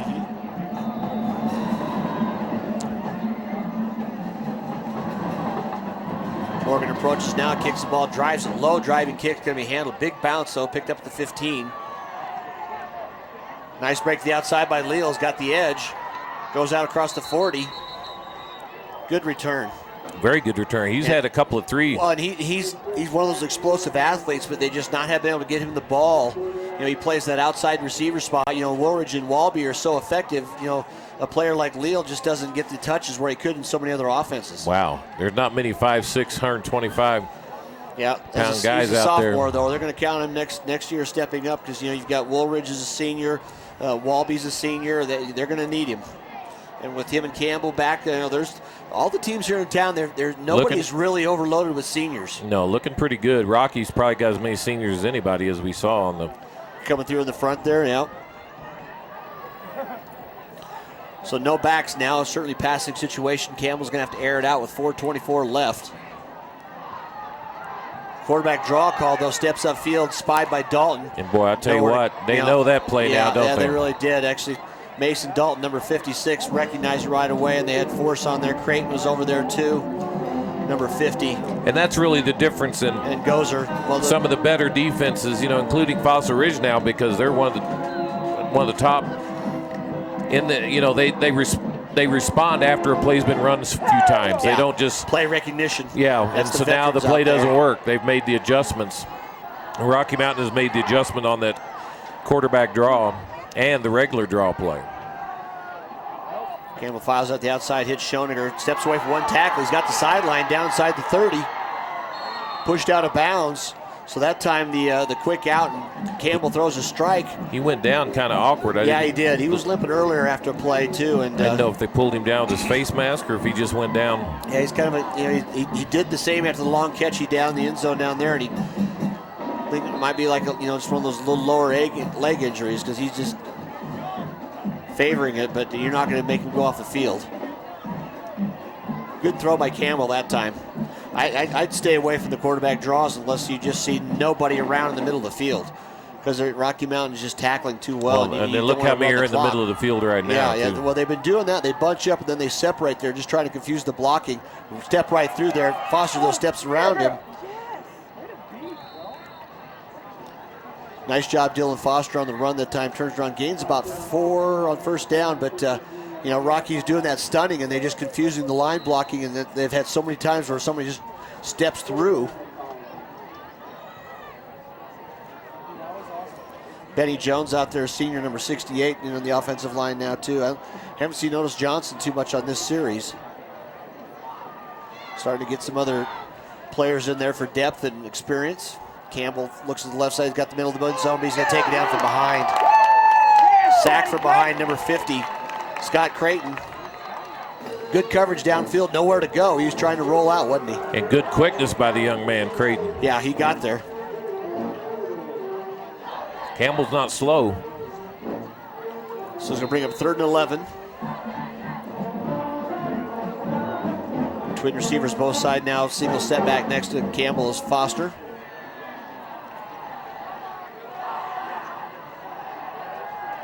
Steps up, looks down the middle. He's got a man over the middle, just overthrows him. Maybe a holding. Probably about had to be. I think there's a grab from behind. So we're going to probably have a pass interference or pass on a holding call. We'll grab a jersey.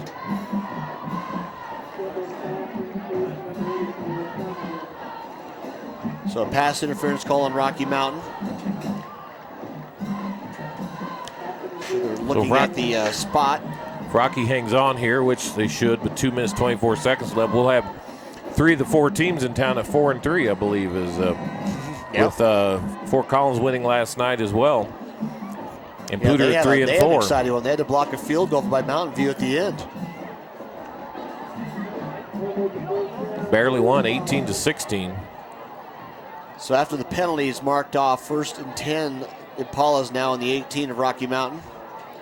Schoeninger up top by himself. Trips here to the near sideline. Leal, Woolridge, and Schoeninger, that's on the other. I try to get that receiver on the far side. Doesn't get any easier next week for the Impalas, though. No, going down to Legacy. No, I think we got him at Horizon here. Horizon, yeah, that's right. Forget who we have Friday, but Rocky Mountain and Mountain Range. Oh, that's right. And I think that's an interception. No, he's incomplete. He called it. He got to it. Falls down there. Great break on the ball. Just a little bit too much on the loft on that screen attempt. I like the play call. Just didn't get the chance to complete it. Well, good defense will make you inconsistent too, won't it? Campbell's been certainly chased around quite a lot tonight. Second down now and 10.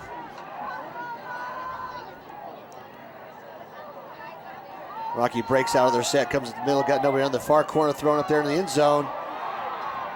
See the call, if he caught it in or not. We can't tell from that edge. Touchdown called by the back judge. Wow. He comes from the far sideline. He comes from the far middle of the field and calls a touchdown. And the side judge, who was about 2 feet away, I didn't see him signal. But either way, they're the ones that are right in the end. So they get the touchdown. I think that might have been They only count the points when they call it, not when we call it. That's exactly right. I say that the linesman was right on top of it, and there was not a signal from him. So Poudre gets one in here to make it 35-22 with 2:10. Obviously a go for two here. Yep. Same formation, twins both side, motion going across. Foster steps up to block, quick little out pattern is complete to Leal.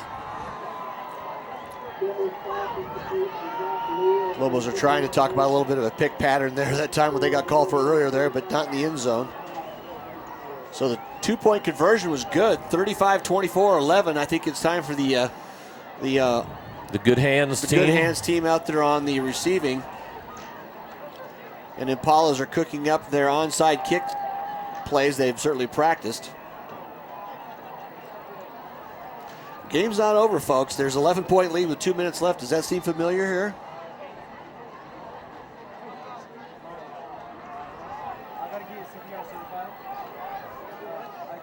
But what a night here at French Field. Both these teams, Poudre not giving up. Rocky took a pretty commanding lead and just driving the ball and playing very physical defense. But Poudre, to their credit, coming back down there, I think you can tell that. I say this whole side of the field has just been pretty quiet and relaxed, and not really worried about the victory. But if you just remember, memories are short. If you go back 1 week.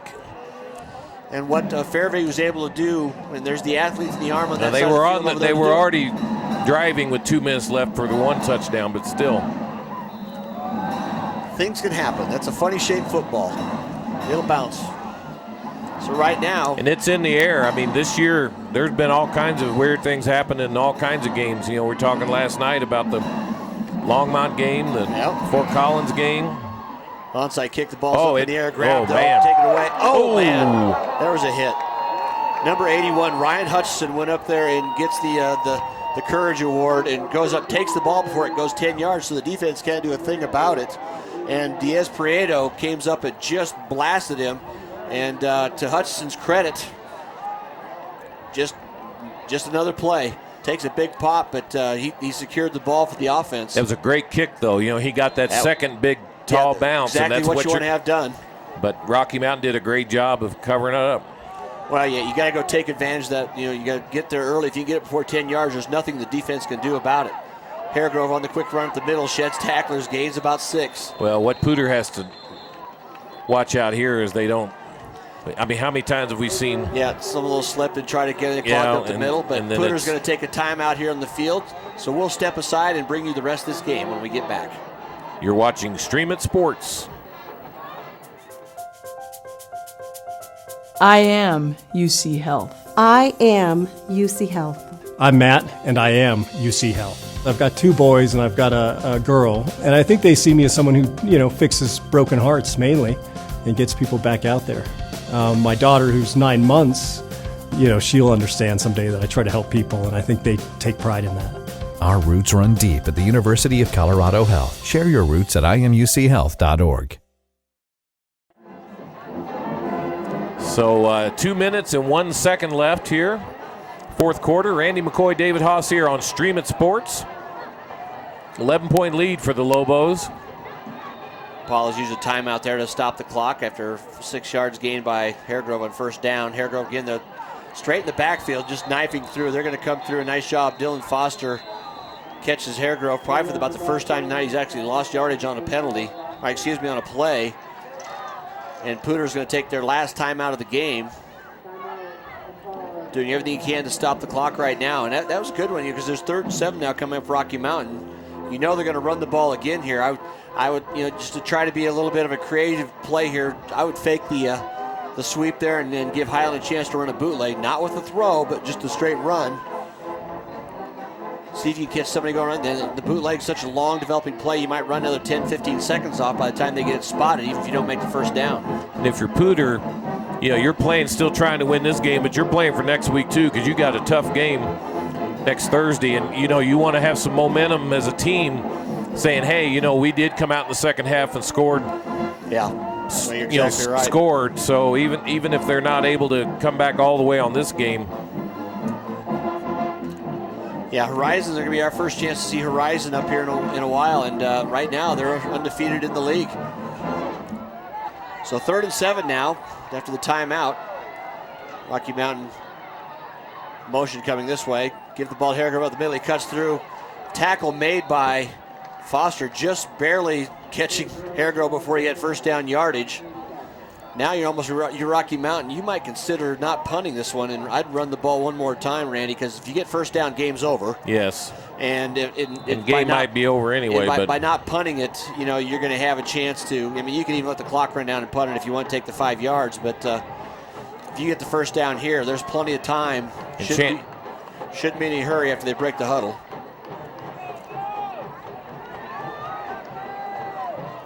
Highland just looking straight downfield, waiting for that back judge. Now he starts his count, goes under center. Gives the ball in the curl sweep, goes upfield. And there's your ball game, folks. And that will do it. Poudre won't be able to stop the clock now. We're down to 1:04. They're going to reset the chains and start the clock, and Rocky can take Neal down twice, and that will do it. But got to give the Impalas, no quit over there at all. Kept fighting, and the game was, the spread's kind of been there the second half, but great effort on both of these. Rocky Mountain, though, just a little too dominant up front.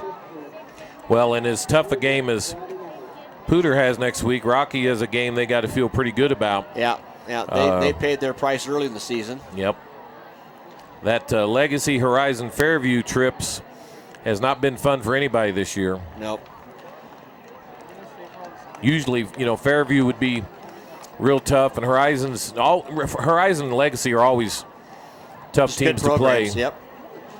Well coached. But it's very balanced conference this year. Be several teams make the playoffs. Highland takes it again, takes down Neal, and that's going to be the last play of the game. So the Lobos get the continuity of that offense behind Cade Haregrove and Autry Baskin. 2 touchdowns apiece for both of them. Set the tone for the game again, as they want to see. Their will was imposed. They got to play the game they want to play, and the defense that was just doing as many things as they could to keep Poudre off balance, and comes away with the victory. Yeah, and Poudre came in, started pretty hot, but just inconsistent, and some of their offensive inconsistency was due to Rocky Mountain's good defense. So it was a hard-fought battle, and they play every year. They'll continue to play every year, long after we're gone, and so there you go. Cross-city rivalry game, but congratulations to the Lobos, and then we'll get to see them next week for their homecoming game on Friday against Mountain Range. But before that, we've got Poudre and Horizon, so stay tuned to Stream It Sports. That's right. We've also got volleyball again on Tuesday night and volleyball on Thursday night next week. So I think next Thursday night we've got Rocky Mountain Lobos volleyball, which they're number 1 in the conference. They're undefeated in the conference. So you'll want to catch Samantha Peters and Phil Mildren for that next Thursday. So anyway, that's it from here. As you see the Lobos going over to jump in with their teammates and sideline and go to the, as high schools do, they wouldn't go and celebrate with the student body. That's right. So anyway, that's a wrap from here. Rocky Mountain 35, Poudre 24 for David Haase. And for Sean, this is Randy McCoy We'll see you next week. Poudre School District High School Football, live on Stream It Sports and PSD Channel 10, has been brought to you by Schrader Oil, your local fuel company. By UC Health, our roots run deep. By Pedersen Toyota, everything cars made easy. And by First Bank. Visit any of our convenient locations in northern Colorado.